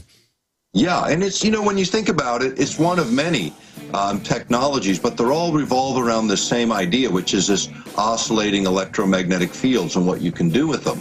And pulsing them, or think about it like a hammer banging a nail. The swing is the frequency, but the pulse rate is every time it taps the head of that nail. Well, you can set up a different kind of signal when you're doing this to the ionosphere, this electromagnetic layer. And, we had done that video. I'll tell you what, stay there. Dr. Nick Begich is our guest, earthpulse.com. All of his amazing books there. Absolutely. We've been fighting an uphill battle against the globalists, being laughed at for saying there was a private banking cartel establishing world government with a eugenics-based philosophy of scientific tyranny. But now that information is becoming very mainstream. The danger is it'll just become mainstream and accepted that we live under this tyranny, or we can become mainstream and we can reject it. There's 7+ billion of us. Humans have incredible power. Dr. Nick Begich, multiple degrees. I'm not going to get into it all. Prestigious family as well. Great people. His late father, a congressman who did a lot, stood up against tyranny. His brother serving in the Senate of the United States as well. You can find out more about him at earthpulse.com, where all his books and videos are located. We sell them all as well at Infowars.com, Infowarsstore.com. We're going to go back to him in a moment, and we will get to some calls as well. But what he's talking about here, he's just giving you the shorthand. You need to understand something. There are hundreds of patents he can just list to you. In fact, I'll get him to list them off the top of his head. You can go look them up. He says, Alex, you're worried about chemicals in the food and water. That's very primitive, one level. It's electromagnetic. And then I went and did research on this. Folks, whenever I go to UT Psychology Department and they let me in, people we've got inside, or whenever I get intel from MIT, from scientists, it's all about frequency pulses. I mean, you go by laboratory after laboratory with monkeys strapped down, and they're just, and it's TV shows, but it's flashing lights. That's why kids have convulsions when they watch Pokemon. That's in our new issue of InfoWars magazine. They're literally lowering the brainwaves, lowering the consciousness. They are literally putting people into trance states. That's why they laugh at you. And I mean, they admit billions of dollars paid by Obama. But that's just Obama and the government. It's been going on for decades to put pro-government-run health care messages in sitcoms and dramas. That's one level of propaganda where they overtly, in the sitcoms, the dramas, the cop shows, are anti-gun, anti-family. You can argue, well, isn't socialist health care good to give poor free health care? But it's globalist health care. It's bad people. Even if you believe in socialism, which I don't, these are evil people that want to make you dependent so they can hurt you. And my point is, there's a war against consciousness, and we lead the world in cancer, we lead the world in diabetes, in obesity, in neurological disorders. They're killing us, and I have the White House Science Czar right here. Document cam, guys, EcoScience is on the table. It's online. It's been scanned online. Just type in text of EcoScience, John P. Holdren, right over there, and he says we're going to put stuff in the water. Well, guess what they are? He wrote that back in 1970. He's now the White House Science Czar. You hear Ted Turner say get rid of 90% of people. This is what they're doing. And they're robbing us of our consciousness. Some of us, just like a lot of insects end up being immune to poison, a certain percentage are immune. Some people just get more angry by this stuff. I think by the grace of God, I am not fully immune to this, but a lot of us were either immune. It's like some people are immune to certain types of snake bites and things. We're immune. The general public is not. Okay? And they're hurting bad. Doctor, I'm ranting here. It's just that everything is about consciousness. And go over what you're talking about here, because you're getting into government documents here. And again, it's all about give you a chemical or something, and then they have a frequency that resonates. I mean, it's a perfect system. And this is what we're under. I mean, I read about the feds paying at police departments everywhere to put in super fast flashing fluorescent lights that data transmit with the new computers. And then I go look up the patent, and it's based in a system for putting you into a trance. I mean, if people think we're zombies now, we ain't seen nothing yet. They're just trying to get away with it, engaging it, and we're all in a giant laboratory. I'm ranting here, but correct me if I'm wrong. You're exactly right. In fact, you can use any oscillator. We did a book you guys carry at Controlling the Human Mind, and it was this discussion of, again, oscillating, pulsing electromagnetic fields, with or without chemicals. It depends on what you want to do, but you can manipulate the brain to a very high resolution, and this is what's changed over time is the resolution. Think about it as what we're doing right now on a Skype. You couldn't do that a few years ago. But as we've refined and got tighter and tighter on our technology, bandwidth, we're able to utilize them much more efficiently. Microprocessors are 1,000 times smaller than 25 years ago. That's the technology we know about. Right, and it's much better than that. But think about the brain as the ultimate technology, the human brain, in terms of being able to interact with it. But at the same time, the human potential, which is being interfered with, because part of the big research in all of this over the last 50, 60 years, the biggest revelation was how powerful the human mind is, not just all the human minds together, but every single individual human mind is more powerful than the biggest computers in the world. If we ever really stepped into our full potentials as created human beings, it would be much, much different scenario. In fact, the easiest way to keep that from happening is to keep the population in kind of a constant state of worry, anxiety, and fear. And what happens is the brain itself can't reach these certain states of consciousness where your best intellectual work is done, your most creative work is done. Well, that's my greatest frustration, is that when I'm out sitting under a tree by a natural creek or something with my children, the whole universe opens up, the poetry, the understanding, and then I get on air with the frantic directing things and working, and I lose like 90% of my mind. But everybody knows that happens. And also, people misinterpret, Doctor, and I want your take on this. They think, some of them, that I'm up here trying to scare people. It's the opposite. I believe when people know how serious it is, we'll take action. It's the opposite of fear. I am literally not even worried about them killing me or putting me in a dungeon, because I want humanity to go to the next level. I understand that it is societal, cultural, species, death of consciousness if this enemy wins. And the power is there. It's so frustrating. It's right in front of us. You know, every individual, you know, the American Revolution, I think the statistics I read, it started with a 6% popular idea, you know, and you translate it into election season. You know, half the people that can register actually don't. Half the people that are registered don't vote, and half the people that do vote make the decisions. That's only 12.5% of the population, potentially, of potential voters. It's stirring it up where just a few don't make it makes a huge, huge difference. And vice versa, stirring it up so everybody does show up makes it too. And I think that's really important in at least local elections. The national elections, I think, is kind of on the presidential scale anyway. It's, you know, which piece of bad news do you want? But laying that aside, when you look at the manipulation of populations in the political season, think about the television ads and all of the media ads that come at you. They do a couple things. One is what you alluded to before, the flicker rate.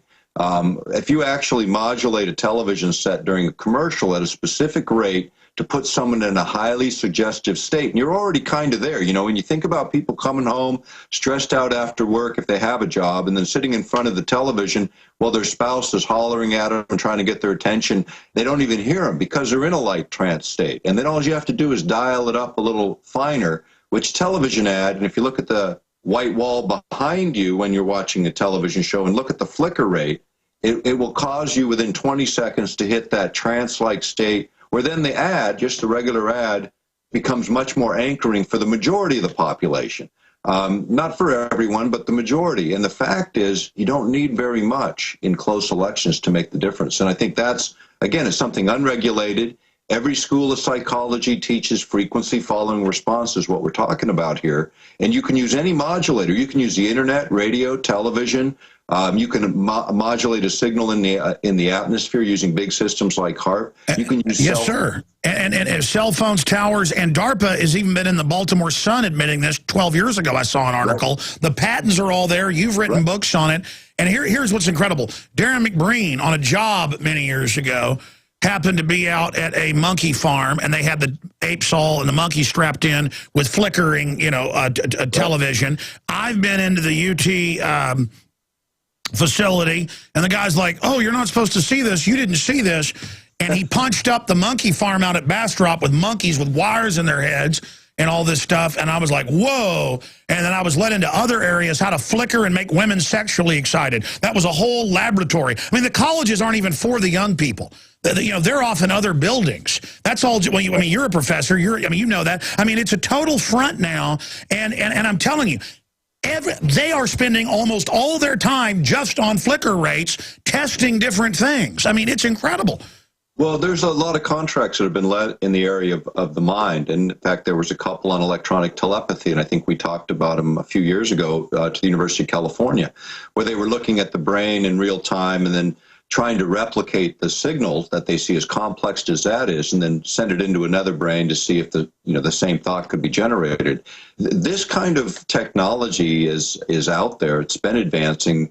Light flicker rates for manipulating behavior is well known. There's a couple great patents on this by Monroe. And when you look at the whole history of the study of the mind, it's become the most exciting thing in a lot of places, I mean, in terms of what it offers, because the same technologies that are being used to suppress our potentials are also those technologies that help us understand what our potentials are in the first place. Exactly, and the transhumanist that came out of the eugenicist, again, I'm not saying all transhumanism would be bad if someone chose to, just for sight or whatever it is. But the eugenicists claim they want to empower humanity at the top. But I've read the books they've put out. I know you have. They have these elite conferences where the billionaires show up, closed to the public. Right. But then it leaks. They're at these meetings, as Bill Joy wrote in 2000 in the April issue of Wired, deciding how they're going to just get rid of us, that they're going to transcend and not give us any of this. It is, and then they're the worst people. Of course, they want to hoard it all. They're never going to get all this. They're not going to do this to us and then have God allow them to have all that. I mean, you reap what you sow. The universe is bigger than them and their computers and everything. And I think, they need to be honest about this. And we need to have a real debate about the future of the species instead of them dumbing everybody down, because they're not immune from what they're doing. Everything they're doing to us is coming back on them. How does the elite deal with this? Because I know you've run in some pretty high-level circles. It's interesting because everyone has a deep philosophy that I've ever met in high position. And if you figure out that, you really get their motivation. And a lot of them, quite frankly, are, in my view at least, motivated by the wrong things. And self-interest becomes the governing issue, and a lack of understanding of the broader picture, if you will. It is about game, the other guy losing and someone winning. And what I observe all over the world is the same things are being sold here as have been sold, say, in Russia. The retirement programs in Russia, the risk of their Social Security system, they have privatized Social Security too. But all the things they are doing there in Europe, we're doing here in the U.S. And it is a global plan. I mean, the politics is becoming cross-cultural, where it applies all the way across. We think we're in a private debate. We think we're in a national debate, but we're not. We're in an international debate on all levels, whether we see it or not. And most of us don't travel 50 miles from our home, but those of us that do see the same parallels popping up in banking, in finance, in regulation of the way we live and the freedoms that we have or don't have anymore. The fact is, it is globalists taking it away from us in an incredible way. And again, they know how to dominate and win the game, but the point is they're destroying their own species in the process, and that's the thing. It's like you've got to be individualistic. They say come into the communal to take away your individualism. No. You're an individual, but you make decisions of how you want to be treated. That's how you treat others, because when everybody has that attitude, civilizations rise. When you have the civilization of pee in the pool because I want to, well, everybody starts doing it, and the pool becomes toxic. I mean, it really comes down to that the globalists are almost like idiot savants. They're idiots when it comes to love and the larger universe, but they're savants when it comes to technocratic evil and the will to power.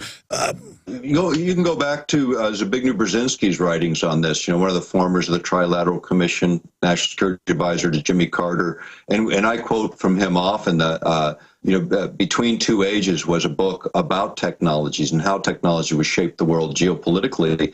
It was written in the 70s, early 70s. And if you read it, you swear it's a history, because it's exactly that way. In other words, whether he was forecasting or writing the roadmap, and I think, and a lot of others do, he wrote the roadmap. Now, my dad was at UT in the 60s, and they already had a lot of the technology that came out 20 years later, and they were all telling him everything that was going to happen. I mean, listen, we're on a plan. They knew what the web was going to do. DARPA created. They've got the whole. It's all 50-year and 100-year plans, as Brzezinski writes. Yeah, and the World Wide Web, PBS did a piece on this. They called it the next generation of this, the World Wide Mind, which is the idea of connecting every mind together in some artificial way. That I find pretty objectionable, and I think most people would. But the fact that people are taking that science to that direction without regulation, without consideration of what human beings are fundamentally, I think is a huge error. The other part of this is, if a very few reach their full potential as humans, everything changes. The existing order changes. When it becomes truly transparent, it falls apart, because when you really look into what governments have done and the level of corruption, not just over, in some third world backwater. But right here, we've done it with regulation and the niceties of law, but the result is the same. Power just dictates what happens in this country. If you have money, you determine access to legislators, influence on those legislators, and outcomes from those legislators. Because if you walk into your U.S. Senator's office and you ask for 30 minutes of time, likelihood of getting it are about zero. But if you write a check for $5,000 for their campaign committee and walk in and ask for that half hour, I guarantee you, they're going to figure out the time. But the problem is that moneyed interest, special interests decide everything anymore. Unless the politician specifically stays grounded with the people that elected them, it always drifts this way. My brother, Mark, at one time in his political career early on, he said, don't trust any of them and you won't be disappointed. And that's a family been involved in this for 50 years. And I can tell you, hold everyone's feet to the fire no matter who they are, because the very system they enter begins to corrupt from the first day. The best advice I can give to anyone in public office who's new to the game is stay true to yourself, stay in touch with your constituents, reach out to the people that elected you, because otherwise you lose your heart and your soul to a game that is just cold-hearted. Well, sure, and powerful men always get us into huge wars that a lot of times even destroy them, because it's about one-upping, and the very dominant instinct that got them where they are, they don't know when to pull back. They don't know when to stop. And I'm speaking directly to the evil ones out there. I can historically know where this is going, and the technocrats aren't going to make it out of this either. And they've made a lot of mistakes too, but because they're in charge, they're able to just keep going and doubling down. And I just say, pull back, stop, don't do it, no. Because it's going to end all this. It's going to end your grandkids. It's going to end their kids. It's going to be the death of us if we don't turn this around. Dr. Nick Begich is our guest. I'm Alex Jones. Dr. Nick Begich is our guest. We've got Bob Fletcher, who also has exposed weather weapons and systems, going to be coming up. And I will get to some of your phone calls. Otter and Chris and Kenny and Hunter and Alicia's been holding the longest. We'll get to her first here in the next segment. Doc, in closing, your books, your videos, Earth Rising, all of them. Angels Don't Play This, H.A.A.R.P. It's all available at InfoWarsStore.com. People can support your work and my work as well. But we've got to get you back up in the near future for 2 hours to go over all the other emerging technologies and things that are going on. I mean, in closing, if you go back 25 years ago, the establishment didn't let DU get used because they knew it would kill the troops, not just the enemy. 20, 30 years ago, they cared more about radioactive accidents, everything. It just seems like the establishment doesn't care about anything anymore. I mean, are they drinking their own Kool-Aid, or do you have a comment on this phenomenon I see of more and more recklessness? I just think that's the best descriptor. It is recklessness. It's a lack of awareness and a lack of consciousness. Slow down, people out there, listen to the information. Don't get afraid, but get empowered. Start stepping into it, calm the mind, and use your mind again. That's how this stuff changes, and it changes one person at a time. Do what you can in the neighborhood you're in, is what I say. What you can, what you know you can do, try and accomplish that. Everyone has a sphere of influence. Exercise it in the best way, the most conscious way you can, not out of fear, but out of confidence in knowing that you're making change. Alex, I always appreciate being on with you because I know it's about making change. It's tired of, all of us in so many ways. Economics isn't just trickle-down economics. It's trickle-down society and culture and opportunity that's happened. And it's an elite that wants to stay that way and maintain that position at the expense of everyone else.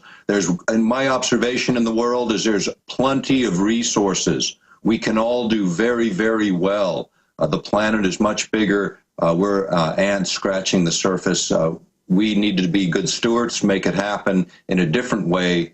Vote early. I mean, this disaster may be passing as people are suffering with the cleanup, but anything can happen between now and Election Day. Vote, at least in the local elections where it might make a difference. At the presidential level, Godspeed. Maybe we'll see a change there. Maybe the fire will burn hot enough where someone will make some better decisions. Well, that's the issue, is even if people are corrupt, they've got to love their kids. And, I mean, it is really insane what the establishment, the GMO, all of it that's coming out. And really it's this. when good men do nothing, evil men triumph, as the founders said. And we always let the worst person in the room who wants the power dominate and run everything. It's time for people that want a civilization to go, you know what, I'm standing up against you. And I don't care how this ends, you got to go through me before you get to do this. And if we just start being a little harder, you know, to corral, things are going to get better. I mean, it's that simple. But just being yes men is going to destroy us. That's exactly right. I mean, it's stepping into the power of that we are, what we're created to be. I believe we're created in the image of a creator. That's not weak people. That's very powerful people. Exercise your free will in the way that changes the world. That's all we can do. And I'm a pathological optimist, I say, because I'm not going to give up, and I know you aren't either, Alex, and maybe we'll see this thing turn around. I mean, sometimes big disaster brings about an awakening that no one can stop. No, I agree. We've got to admit how bad it is to rise to the occasion and turn it around. The sleeping giant that is the humanity needs to awaken. Dr. Nick Begich, we salute you. Thank you so much. Thanks for having me. Look forward to doing it again. Next hour coming up. We are live, ladies and gentlemen, another hour of worldwide transmission. I am your host, Alex Jones, and we are here Monday through Friday, 11 a.m. to 2 p.m. Central Standard Time, right here on the GCN Radio Network, GCNlive.com. We've got Bob Fletcher, amazing individual, coming up, and we'll take more calls this hour. I'm sorry I haven't gotten to a bunch of them yet. Alicia in New York, site of some of the worst flooding and disaster and deaths. Alicia, thank you for holding. Good to have you here with us. Give us your take on the storm. Hi, Alex. I think it depends on where you are, definitely. Like where the other caller was from in the Rockaways and Coney Islands, there definitely was a lot of damage and flooding. I know Lower Manhattan definitely flooded when the water receded, but you know the stock exchange is closed the past 2 days. World Financial Center is closed. The World Trade Center construction site was flooded a bit. So it's, you know, where I personally live, there was no power outage, but I've been in contact with people out in New Jersey and other parts of Queens where there were like transformers exploding and fires and power outages. So it definitely depends on where you are. So do you think the media has overhyped it, or do you think underhyped it? What's your take? I think a little bit of overhype, and I think that has a bad effect because then New Yorkers tend to always want to just sort of like brush things off their shoulders and say, oh, you know, this is fine, it wasn't so bad. And I think after Irene, people still didn't prepare much, so there was a lot of scrambling this time around. And I think for those, I think probably the majority of people were okay, and they're still probably not going to prepare. And then, you know, there'll be another event, and people will be scrambling again. So I think overall it probably was a bit of hype, and a lot of people will look at it that way. Yeah, I agree with you. That's the problem with the continued hyping of disasters. Then when it really happens, people aren't ready because the system's been crying wolf. I mean, I've been like saying, oh, this is nothing, and then it is kind of bad. Well, pretty bad, not as bad as they said it'd be. I mean, it's just hard to gauge all this stuff, and instead we're being killed by the incremental loss of liberty and freedom and everything. Thank you so much, Alicia, and stay in contact with us. Otter in Massachusetts. Otter, thanks for holding. What's on your mind about the storm? How are you doing today? Good, sir. Good to hear from you. All right, and you. Thank you. That's as far as the storm goes. First, very incredible. I'm hoping you'll bring back Dr. Nick again soon. Very great amazing points there. So I think one of the things people are missing on the storm is that we've got this combination of full moon and high tides, which the tidal surge is then brought on shore, and that's what the flooding's coming from. A lot of people that aren't getting the news out there, and people like myself out here, Cape Cod and the islands, we didn't get a ton of rain. Registered 50 to 65 mile-an-hour winds today. They're saying they did hit 95. You know, there were some trees down, but it was nothing like the instances of Bob or the perfect storm. And, sure, so the good news is it's gotten on shore, flooding's still a problem, the winds are slowing down, it's losing power. Hopefully this thing will peter out. Right, losing power, that's one of the key elements. Now that brings us around to two things that I'd love to hit on. I don't know if I can get to both today. Go ahead. But transhumanism is one of them. The real thing is the continuation of the storm thought and that is that the electric issues are still cycling. We just got internet back at this house, my host's house here. It had gone out. I got one post into Planet InfoWars last night before it just everything went down. The power's been the same way, coming, going, but that's from trees going down, and it's also from the types of feeds that we get, especially out here on this island 7 miles out in the Atlantic. So that aspect aside, transhumanism... We'll stay there. What's going to happen is I'll get Bob Fletcher on. But if you can hold longer after we've introduced Bob and stuff, we'll start taking some calls while Bob's on. He can comment on everything. He's a really interesting fella. Stay with us. We're going to Bob Fletcher, an amazing individual, here in a moment to get his take on weather weapons, this hurricane, the election, and your calls. We're going to get your calls in this hour. There's a bunch of news I haven't gotten to that's up at prisonplanet.com and Infowars.com. I have mentioned this, but not gotten into it enough. Jesse Ventura broke this news here yesterday. New national anti-TSA campaign, opt-out and film week. That article's up there. And then under that, Time Warner kills TV show critical of TSA.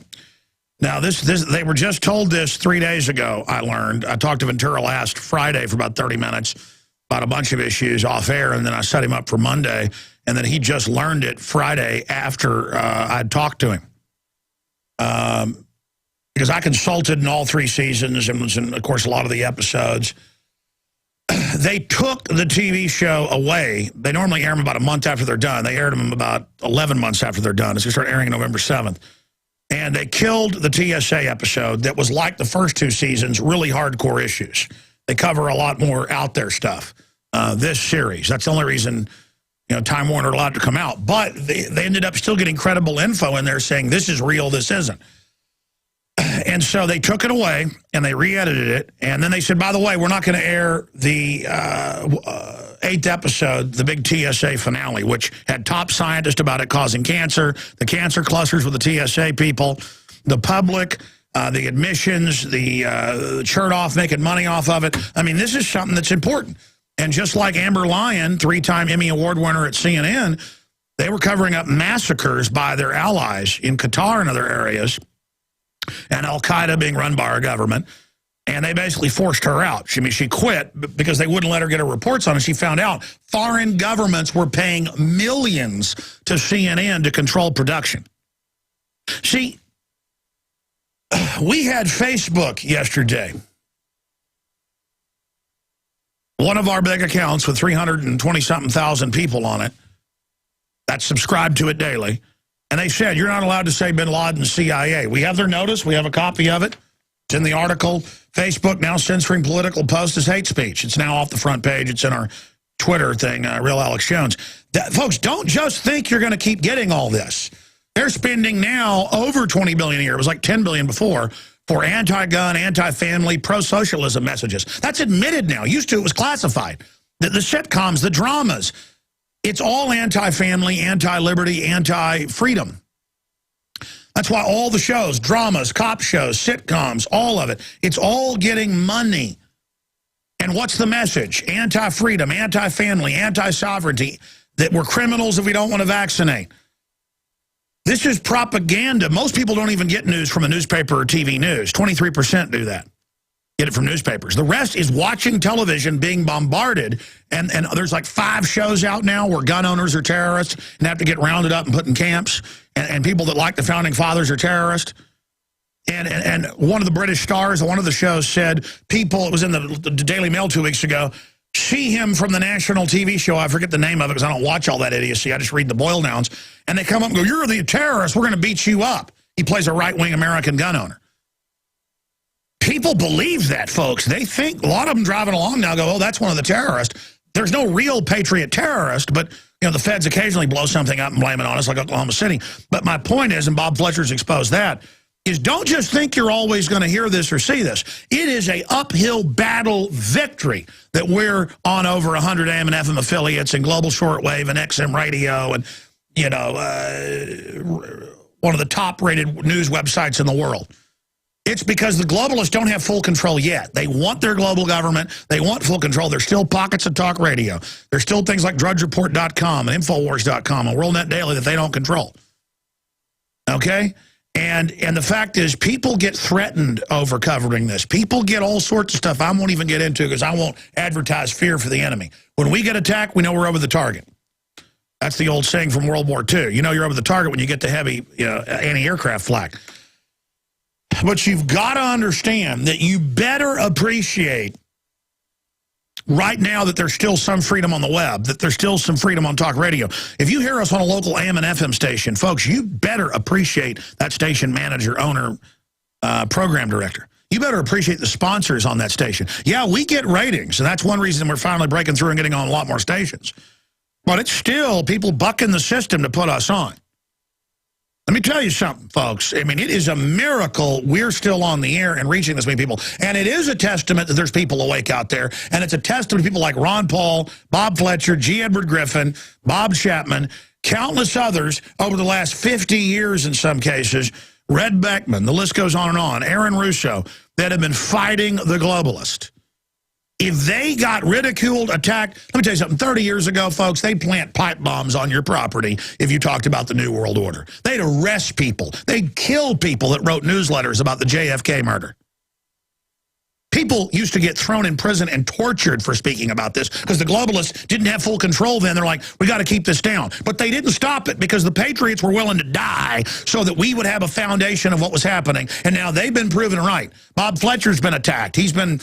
I mean, we won't have time to tell that whole story today. He told it on a previous episode. But let me tell you, I've been physically attacked. I've had so many dirty tricks, you wouldn't believe it. Death threats on my family. NSA calling up and telling my wife they're listening to her and what she just said to her parents. Same thing to me. My crew has seen me on the phone when this is happening. This is real, okay? The New World Order's real. The cancer viruses and the vaccines are real. The aluminum dioxide getting sprayed on you is real. This is real. This is real. This is real. This isn't entertainment. It isn't a joke. Okay? You behind the scenes around here. This isn't a game around here. You understand that?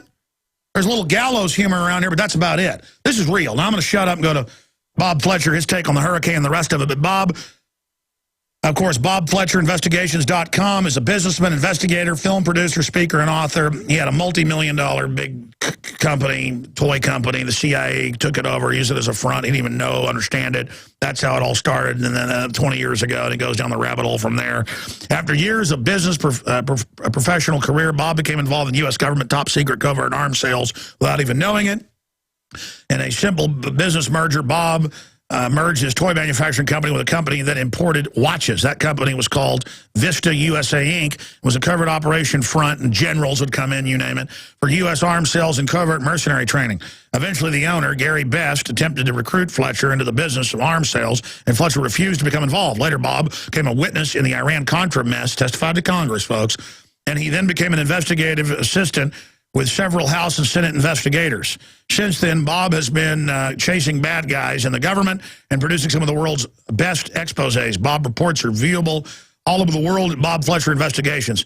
And he also got hit with a microwave gun that almost killed him, but we won't get into all that. Bob, we're going to break here in a few minutes. You just heard my rant. But the point is, it's big news in Greece that they're kicking people, journalists, off newspapers and off the web that are exposing police corruption and killings. That's London Guardian. Here, they're starting to shut more and more stuff down. YouTube's shutting stuff down. We're seeing marked increases. Government funding of media is increasing. And it's not even a news issue because the kleptocratic press, the prostitutes, as Gerald Celente calls them, they are loving it because they can't survive up against us, so they want us to be shut down. Do you have any comments on the fact that people better make hay while the sun's shining because the sun is setting? Absolutely. Everything that you've been, you call it your rant, and you're right on with the rant, that's for sure. Yeah, people don't realize they really do have to appreciate what little time we have left in terms of, when I say we, the patriotic, seriously concerned Americans, because they started out, like I say, 30 years ago when I was involved directly with what they called the militia movement. And as a matter of fact, I jumped on board with that only only because of the terminology was something that would shock the bad guys up in Washington to use that word militia. It could have been it was called ourselves informational center or something like that, which is primarily what we were. But we utilized the word militia and shook up the bad guys. We are the resistance. We're what's left of freedom. It's and the closing of the door on the ability for any of us to go any place, to be able to have a good talk radio show where you can come out and say the things that these guys don't want us to say. The door is closing, and you're absolutely right. And then they can run wild once everything's shut down, and they're geared up for it. They just haven't taken the full plunge yet, and they want to. Well, and plus, the ability for I'm going to call them just the bad guys, the ability for them to paint us as crazies, as lunatics, as the big deal when the militia movement got moving so many years ago. People have to recall at that point in time there was no computer website set up. We couldn't just jump on a website that didn't exist. And we actually had to fax people back and forth, or use the telephone or the talk radio shows, and they very easily came on board, the bad guys, and instantly just said, these people are crazy. We were complete lunatics, and the truth was, everybody, with the exception of some small group of maybe 8% or 10%, which is the same percentage of let's say wackos that we have in the general public out there, we did have some of those got involved with us, obviously, and because that's the nature of human beings. We did have some. But there were no criminals. There was no terrorists involved. They labeled me a terrorist. I was a toy manufacturer that basically, to use this blunt term, I got screwed by a corrupted government. Stay there. You were the first guy I ever heard talk about weather modification. Let's break it down, the hurricane, when we get back. Bob Fletcher's our guest. I'm Alex Jones. By the way, we've aired a short clip of it. We're going to air the full episode. We also like to have some fun here at Infowars.com tomorrow here on the radio/TV. But Alex Jones attacked by zombies. We premiered it here in the first hour. The video is now up at Infowars.com. Again, you can go to Infowars.com and see that special report, Alex Jones attacked by zombies. And it's a way to point out what Dr. Nick Begich was talking about to the general public that doesn't care about having their brainwaves manipulated. At the end, they actually get some scientific facts that they are being put into a trance state, which is similar to being a mindless zombie or drone. So very important video, Alex Jones attacked by zombies. And we're going to make sure we send that out at twitter.com/RealAlexJones. Please retweet it. And it is all there, along with some screenshots of the new magazine, this issue, The Secret Life of Zombies, all about television and drugging of the population, how we're being turned into biological androids. Going back to Bob Fletcher. Bob, I learned about Nick Begich probably in about 94.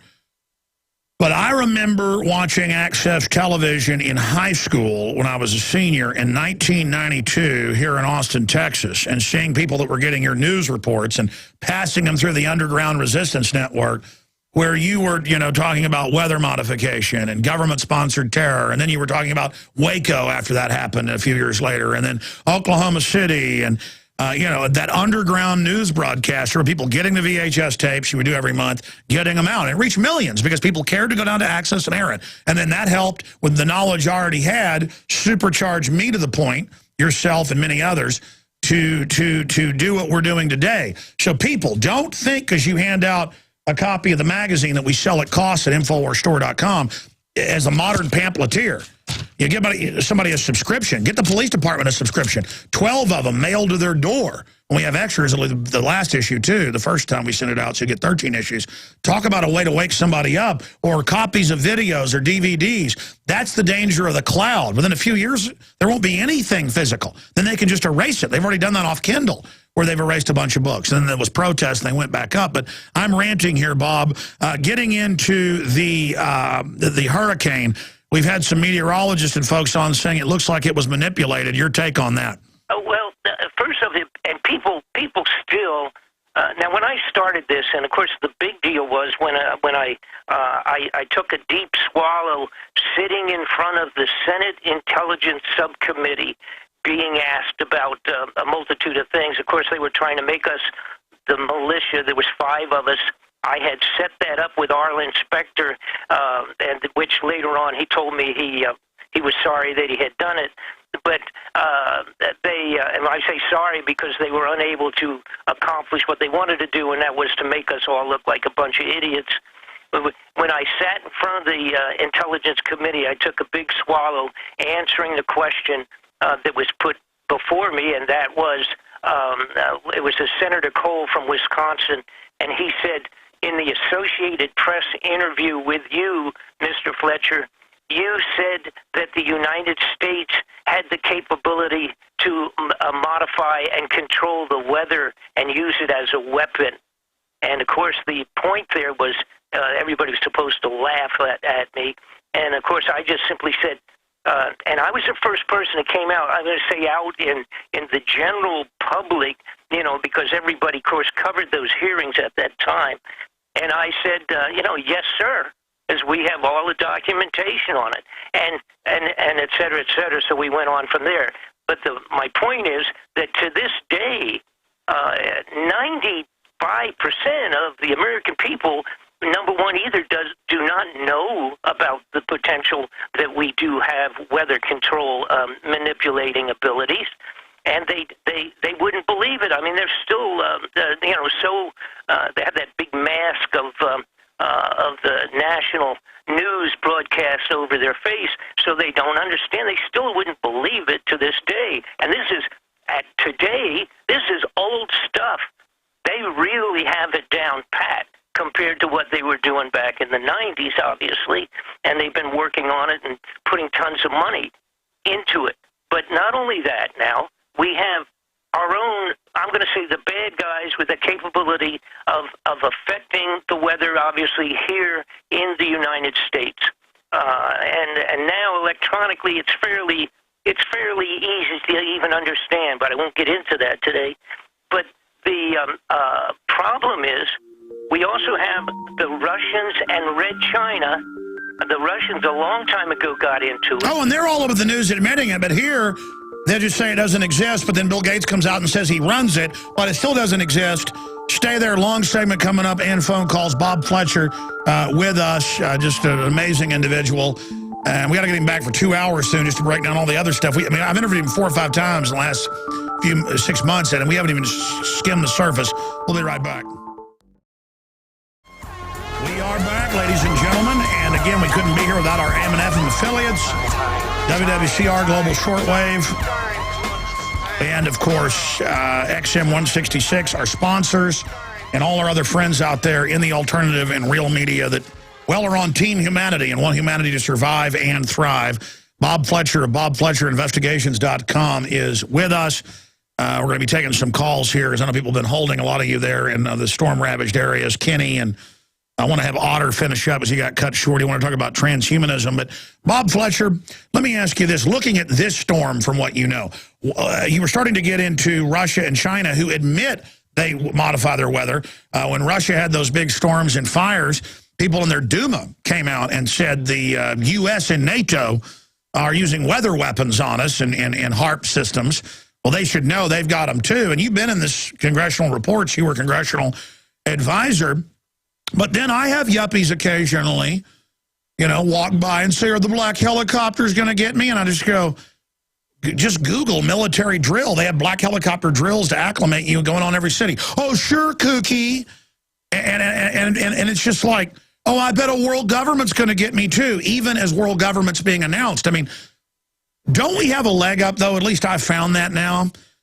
Because no matter how much they make fun of us or have the ADL say we're terrorists or Southern Poverty Law Center say we're evil if you say there's a new world order, well, the governments are announcing a new world order. I can play MSNBC or CNBC or CNN announcing world government and saying, isn't it good we're going to have a dictatorial world government run by 6 banks who are unaccountable? I mean, it's like saying, isn't it good to be thrown into a wood chipper? Isn't it good to jump out of an airplane without a parachute? I mean, it's so otherworldly. until you realize the propaganda is aimed at people in arrested development dream states. So comment on the Russia thing you were getting into, and then overall, where you think the elite are trying to take us.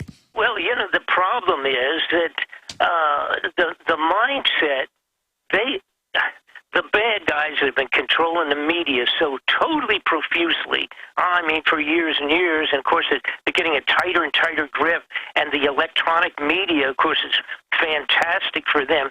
Well, I want everybody to realize something.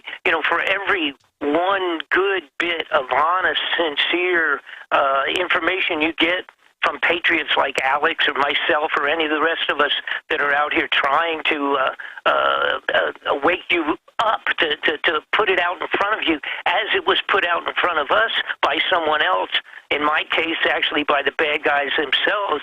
But the point is that they've so tremendously successfully dummied down the people that it really is difficult to judge where we are at this point in time.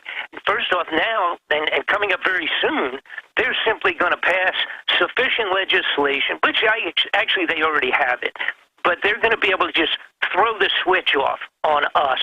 Just punch off the electronic switch. They admit they've already got the internet kill switch. They just want to have cybersecurity passed to have it in law. They admit they'll disappear us.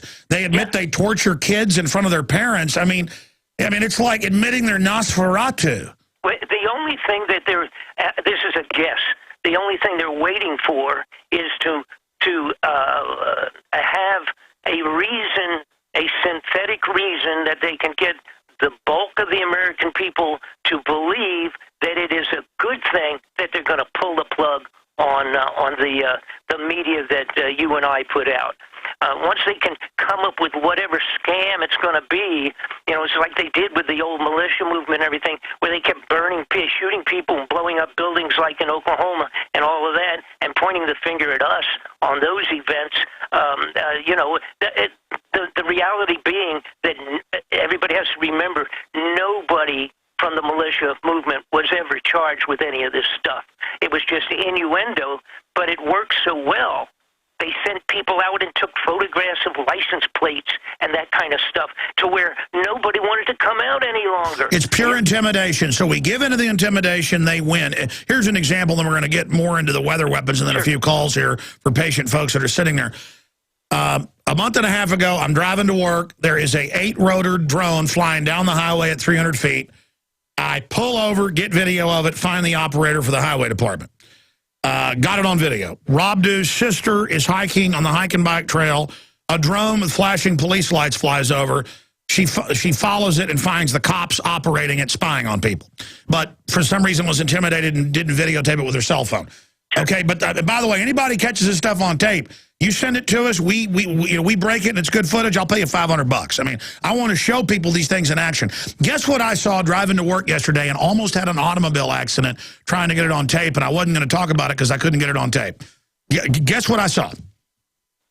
What was it? It looked like a Global Hawk white drone, but it had a jet engine, it looked like. Wasn't a Predator with a propeller. It was at about 3,000 to 4,000 feet. I was coming down 360, Capitol Texas Highway, up to get on Ben White, 290.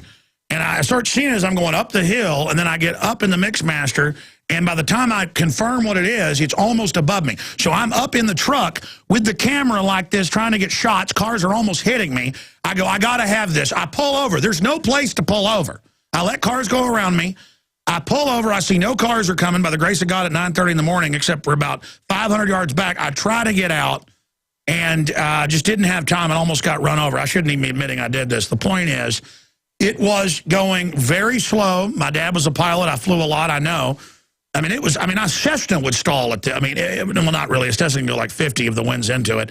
It was not going but 100 miles an hour, okay, max. It was almost like stalling, and I was like, is that a Global Hawk balloon or something? Because it looked like a Global Hawk, but it was barely moving. And then I tried to turn around on the highway, but by then it was already over the hills and gone. I mean, that's how crazy this is getting. And we know they've used Predators. Right. Well, the big thing now, of course, is that local police all over in every major city within 90 days are going to start. You're going to start seeing these same types of not just observation units, taking pictures and spying on people, because they are now putting them into the police forces. You will be seeing them, but also armed.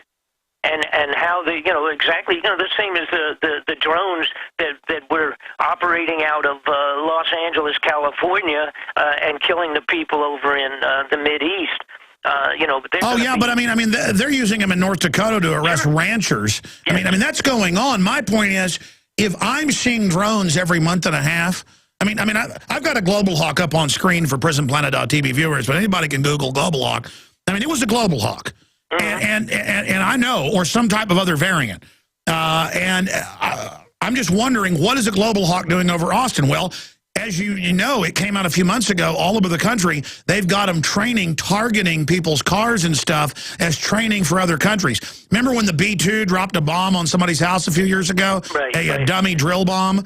The point is they're training for war against us. Oh, well, there's no question about that, and they've been doing it for a long time.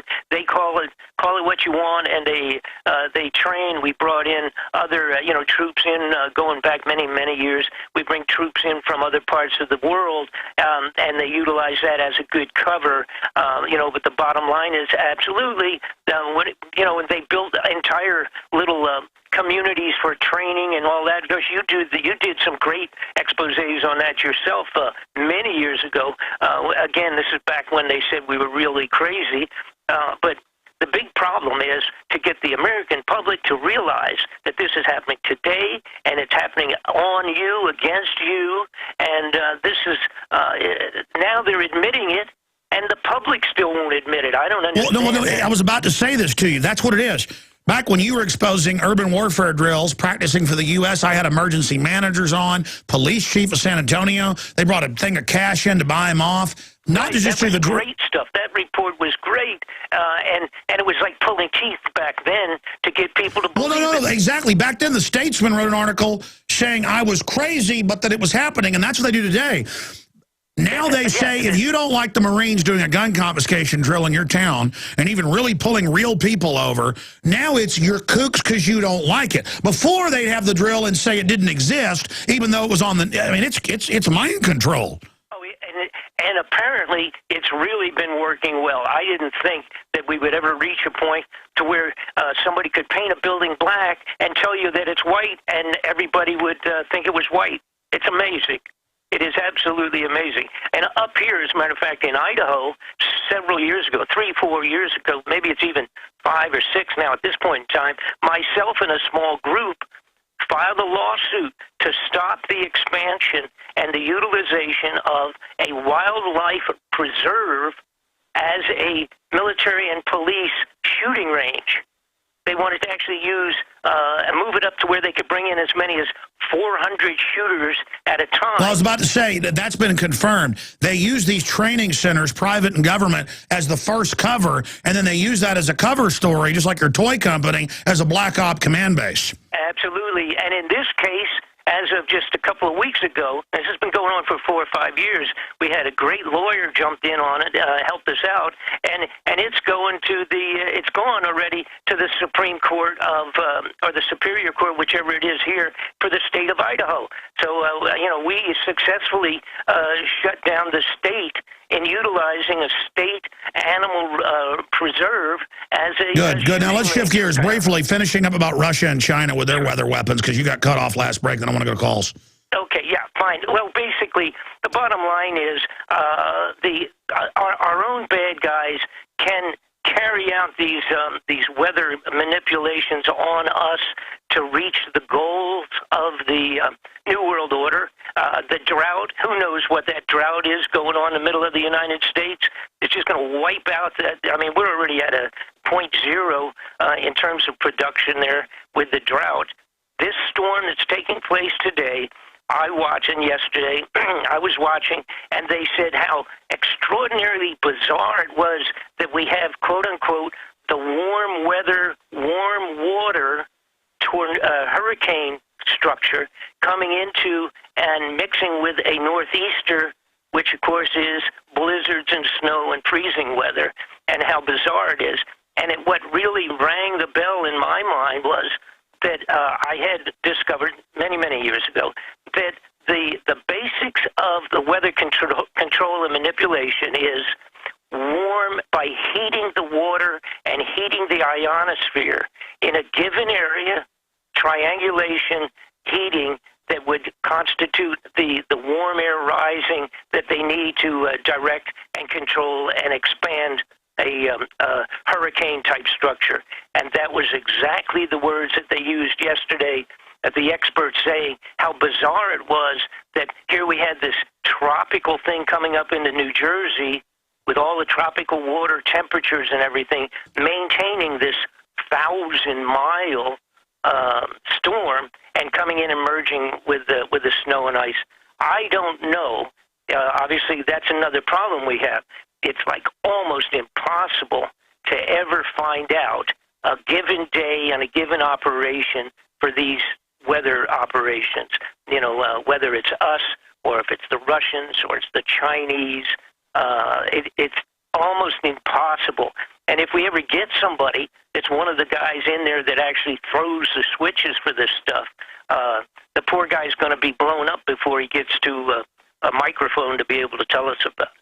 Up at Infowars.com, this just broke. This is from WashingtonPost.com. It's not even hidden. Melissa Melton has got an article detailing it. United States Department of Commerce, National Oceanic and Atmospheric Administration. And Melissa Melton's got an article breaking this down, hidden in plain view, from back in 2008. The Washington Post covered it in 2009. HAMP, not HAARP, HAMP, H.A.A.R.P, Homeland Security's research project on hurricane modification. And there they go, breaking down how they can manipulate hurricanes. I mean, the point is, you know, we're pointing out, hey, they can do this, and there's signs they're doing it, and then we're just supposed to all just go along, you know, with the fact that it doesn't exist. It's we're like... We're supposed to think that it's a good deal or something. I don't understand it. It's really mind-boggling. You know, if we got a minute or two here, just point something out that was a big milestone for myself in investigating this stuff. Back in '82, there was a fellow named Lowell Ponte. This guy was actually a Pentagon researcher for weather, and he was involved with weather war and weather warfare concepts in '82. And at that time, he actually did an entire press release, a story, where he said that they could create earthquakes. They had of course, this later on came out in a lot of other information. Well, Secretary of Defense Cohen in 1997, and April 18th, I think, or was it 1998, of Army Times gave a press briefing and said, earthquake weapons, seismic weapons, we've got it all, weather weapons. Right, and again, this fella, Ponte, who was working directly for the Pentagon, I'm sure he's deceased at this point in time, but he did the whole thing, and he said, hey, we've got the laser capabilities to punch a hole in the ionosphere. We can actually create and manipulate the jet stream. We can alter the direction of storms. We can create them and create earthquakes as well. And this was published back in 1982, in July of '82, in Standard Press and Media. And just to expand on that, that's like saying, we can jump out in oncoming traffic. You know, we can blow the whole earth up. Let's do it. I mean, these people are just all competing with each other to see who can have the most power. It's like, you know, how many, you know, if instead of a hot dog eating contest, it's like a live hand grenade eating contest or something. Well, and relative to what's going on right today with the storm, with the Sandy, this gigantic, this unbelievable storm. I mean, you know, I was looking at because I've done an awful lot of research. I almost fall into the category of being a scientific specialist in this. It covers like 30–40% of the country now. Oh, well, it was 1,000 miles yesterday from east to west, west to east. The whole thing was 1,000-mile storm. Holy mackerel! All right, but to get back to what it does in terms of politics, we refer to the October surprise. I think it's very difficult to analyze what manner by which somebody could come ahead on this except President Obama. It would appear that by, number one, it cut down Romney's ability to go any place to expand his platform at all. And number two... Let's Obama look presidential and dominate the news cycle. That's right. That's right. Let me show this from the Washington Post here. It's up at Infowars.com. United States Department of Commerce, DHS, control of hurricanes by the Department of Homeland Security, July 29, 2009, a giant program funded hurricane aerosol and microphysics program. Oh, but we shouldn't think that they would do this, Bob, when it's a freak storm, huh? Unbelievable. Unbelievable. Department of Commerce, DHS, Obama-ordered hurricane control. He's probably got a joystick running the thing. Otter, and then Kenny. Otter and Mass, you had a point on transhumanism. We'll get Bob Fletcher's take on that. Go ahead, Otter. Okay. Thank you, Bob, for being there. The last couple of points you made were really dead on the money, saying things that don't often get out. We're frequently in this system of data compression, and that's one of the problems, I think, with getting this message out is the lexicon. People don't know it. They're so busy learning computerese and textese and forgetting American English that they can't communicate anymore, and they get turned off really rapidly. Now, a lot of this, obviously, we know is due to all these different dumbing down phases, and I always want to get Halliburton in there because I Sure, we're almost out of time. What was your point on transhumanism? Well, it can't come to be because there's no way that they can encapsulate a soul in a physical entity. Anything that's created on this plane, I don't care what they can do with downloading memories, etc., and storing them, it'll never come to pass because the human soul cannot be encapsulated. All right, thank you. Thank you, Otter. I want to get Bob's take on that. This just went up at Infowars.com. It's at twitter.com/RealAlexJones. Cops taser 10-year-old boy for refusing to clean patrol car. And now they taser people that don't answer questions or taser people that don't give urine samples, chained down to hospital beds. I mean, this is just torture, Bob Fletcher. Sure. As long as they're able to, excuse me, as long as they're able to get away with that, which they can, they seem to get away with it.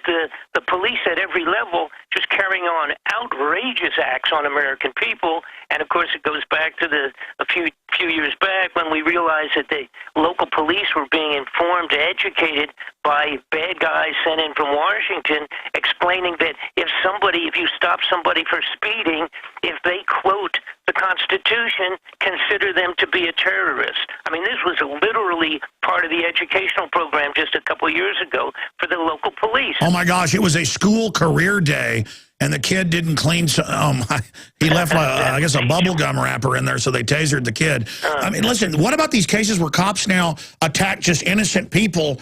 I've seen, like, wolves will attack a sheep that's injured, and I think it's a predatory instinct with the psychos they're hiring now, where every day we see articles where they attack an old woman who's even done nothing in a wheelchair, or like an old woman, they shove them down on the street. They drag them out through the window, throw them down on the street, and kick them and put their feet down on the head of the person we're talking about, and they're doing it to grandma. I can't believe it. And they seemingly, again, are getting away with it. It upsets me to see it because, it's something that 20, 40, 50 years ago, you would have had the entire community out throwing stones at the police officer for doing something like that. Well, Bob, it's over the top, though, and it's meant to run the good cops out who won't be around it. I mean, you see this, and they now go, it's good to taser someone having a seizure if they don't follow your orders. Yeah, I mean, that's a person having a seizure. They're unconscious. It's well, yeah, and a good electrical tasing, sure, that's sure going to help the seizure. That's insane. I can't even believe it, but we're watching it. We're watching. Hey, folks are getting away with it. Hey, Bob Fletcher, thank you so much. Look forward to speaking to you soon. Thank you. The news, folks, is so over the top, I can't even believe it. And then you see the video of it. Cops beating up old ladies just for fun. I mean, it is just pure demonic possession that is happening. Yes, it is, ladies and gentlemen. And And I a lot of times go into the fourth hour of this little 5-minute segment. Sometimes the whole fourth hour is live. It's kind of the dessert. The beer I had for breakfast wasn't bad, so I had one more for dessert. No, I haven't had any beer. That's a Johnny Cash quote, ladies and gentlemen. I just can't help it. Let's go to Kenny in Maryland. There in the storm's path. Thank you for joining us while you're under attack by Sandy, sir. Thank you for your stalwart, stoic waiting on hold. Go ahead. Thanks, Alex. I appreciate it. Question for Bob Fletcher on Haarp. Unfortunately, he's gone now, but go ahead.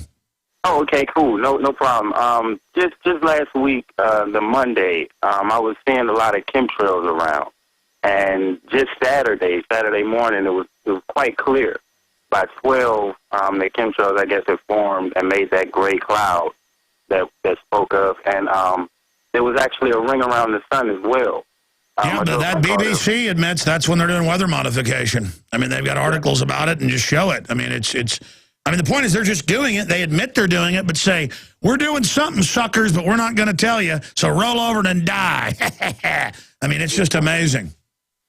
She said it looked like a force field. It definitely did that. And the storm, prayers goes out to all the families lost. It didn't really hit hard here in Maryland. It didn't really touch home. I mean, it was just a strong storm. Yeah. Yeah, no, it's really bad in areas that are low, like New York, Manhattan, things like that. Well, God bless you, sir. Good to hear from you. Sorry you couldn't talk to Bob, but we just want to do this segment to take your calls. Chris in New York, hardest hit from what I've seen. What's your take on this, Chris? How you doing there, Alex? Good, sir. All right. Well, I'm here in upstate New York, about 30 miles from New York City. New Jersey got it really bad, a lot of devastation over there. And the bad thing, though, is that a lot of the trains have been canceled and shut down, so the transportation system is not really good. So this is a really devastating storm, and there were about 30 people who died. So I think that this is, whoever caused it, I really can't say, but it really is devastating. Devastating there in New York. We've seen the images, no doubt. How are you faring? I'm okay because our electricity was flickering on and off, but overall, our area wasn't that bad, although there were some trees down on the street. Some paths were blocked. Well, sir, we will continue to track it all. Thank you for that update in New York, Chris. Let's talk to Talon in Oregon. A little, well, no, we need to, I promised, maybe it wasn't clear, we're taking calls from the storm. So let's go to Chris first in Mass. Chris, real quick in Mass, go ahead. Or I guess it is Talon. Go ahead, Talon in Oregon, go ahead. Hello, can you hear me? Yes, sure can, you bet. Awesome. It's been a while. I've been trying. Okay, so I actually have an opinion on the storm. I think that possibly they could, it could just come off as a fluke and they were overhyping it. Well, I don't know how long the storm's going to last, but, that could be part of their, I guess, plan, if you will. Or they may not be in complete control of the weather with the sun and moon and the gravity being more powerful than what they've done. It's certainly 1,000-mile wide monster Mac rain-wise. Like you said, the death toll's 25. That guy was saying 30. But, I mean, it's certainly a serious issue if you're under it right now. Yeah, well, my prayers go out to the people on the east. Absolutely. My prayers go out to those being bombed by globalist drones all over the world where they say, yeah, we'll kill 20, 50, 100, 200 people who are innocent to get one bad guy. They're not humans. They're just foreigners. The globalists think the same thing of you. I appreciate your call, sir. The big news I didn't cover enough here is Jesse Ventura, the TSA episode, killed, will not air. And it's like, hey, we're starting to shut down stuff we don't like. How's that sound, you scum out there? Well, I don't think you're scum. I think you're going to stand up against them. And if you serve the system, you better decide which side you're on, because let me tell you, we're hurtling towards disaster. We're on the eve of really serious collapse if this insanity continues. Big nightly news tonight, 7 o'clock Central, prisonplanet.tv.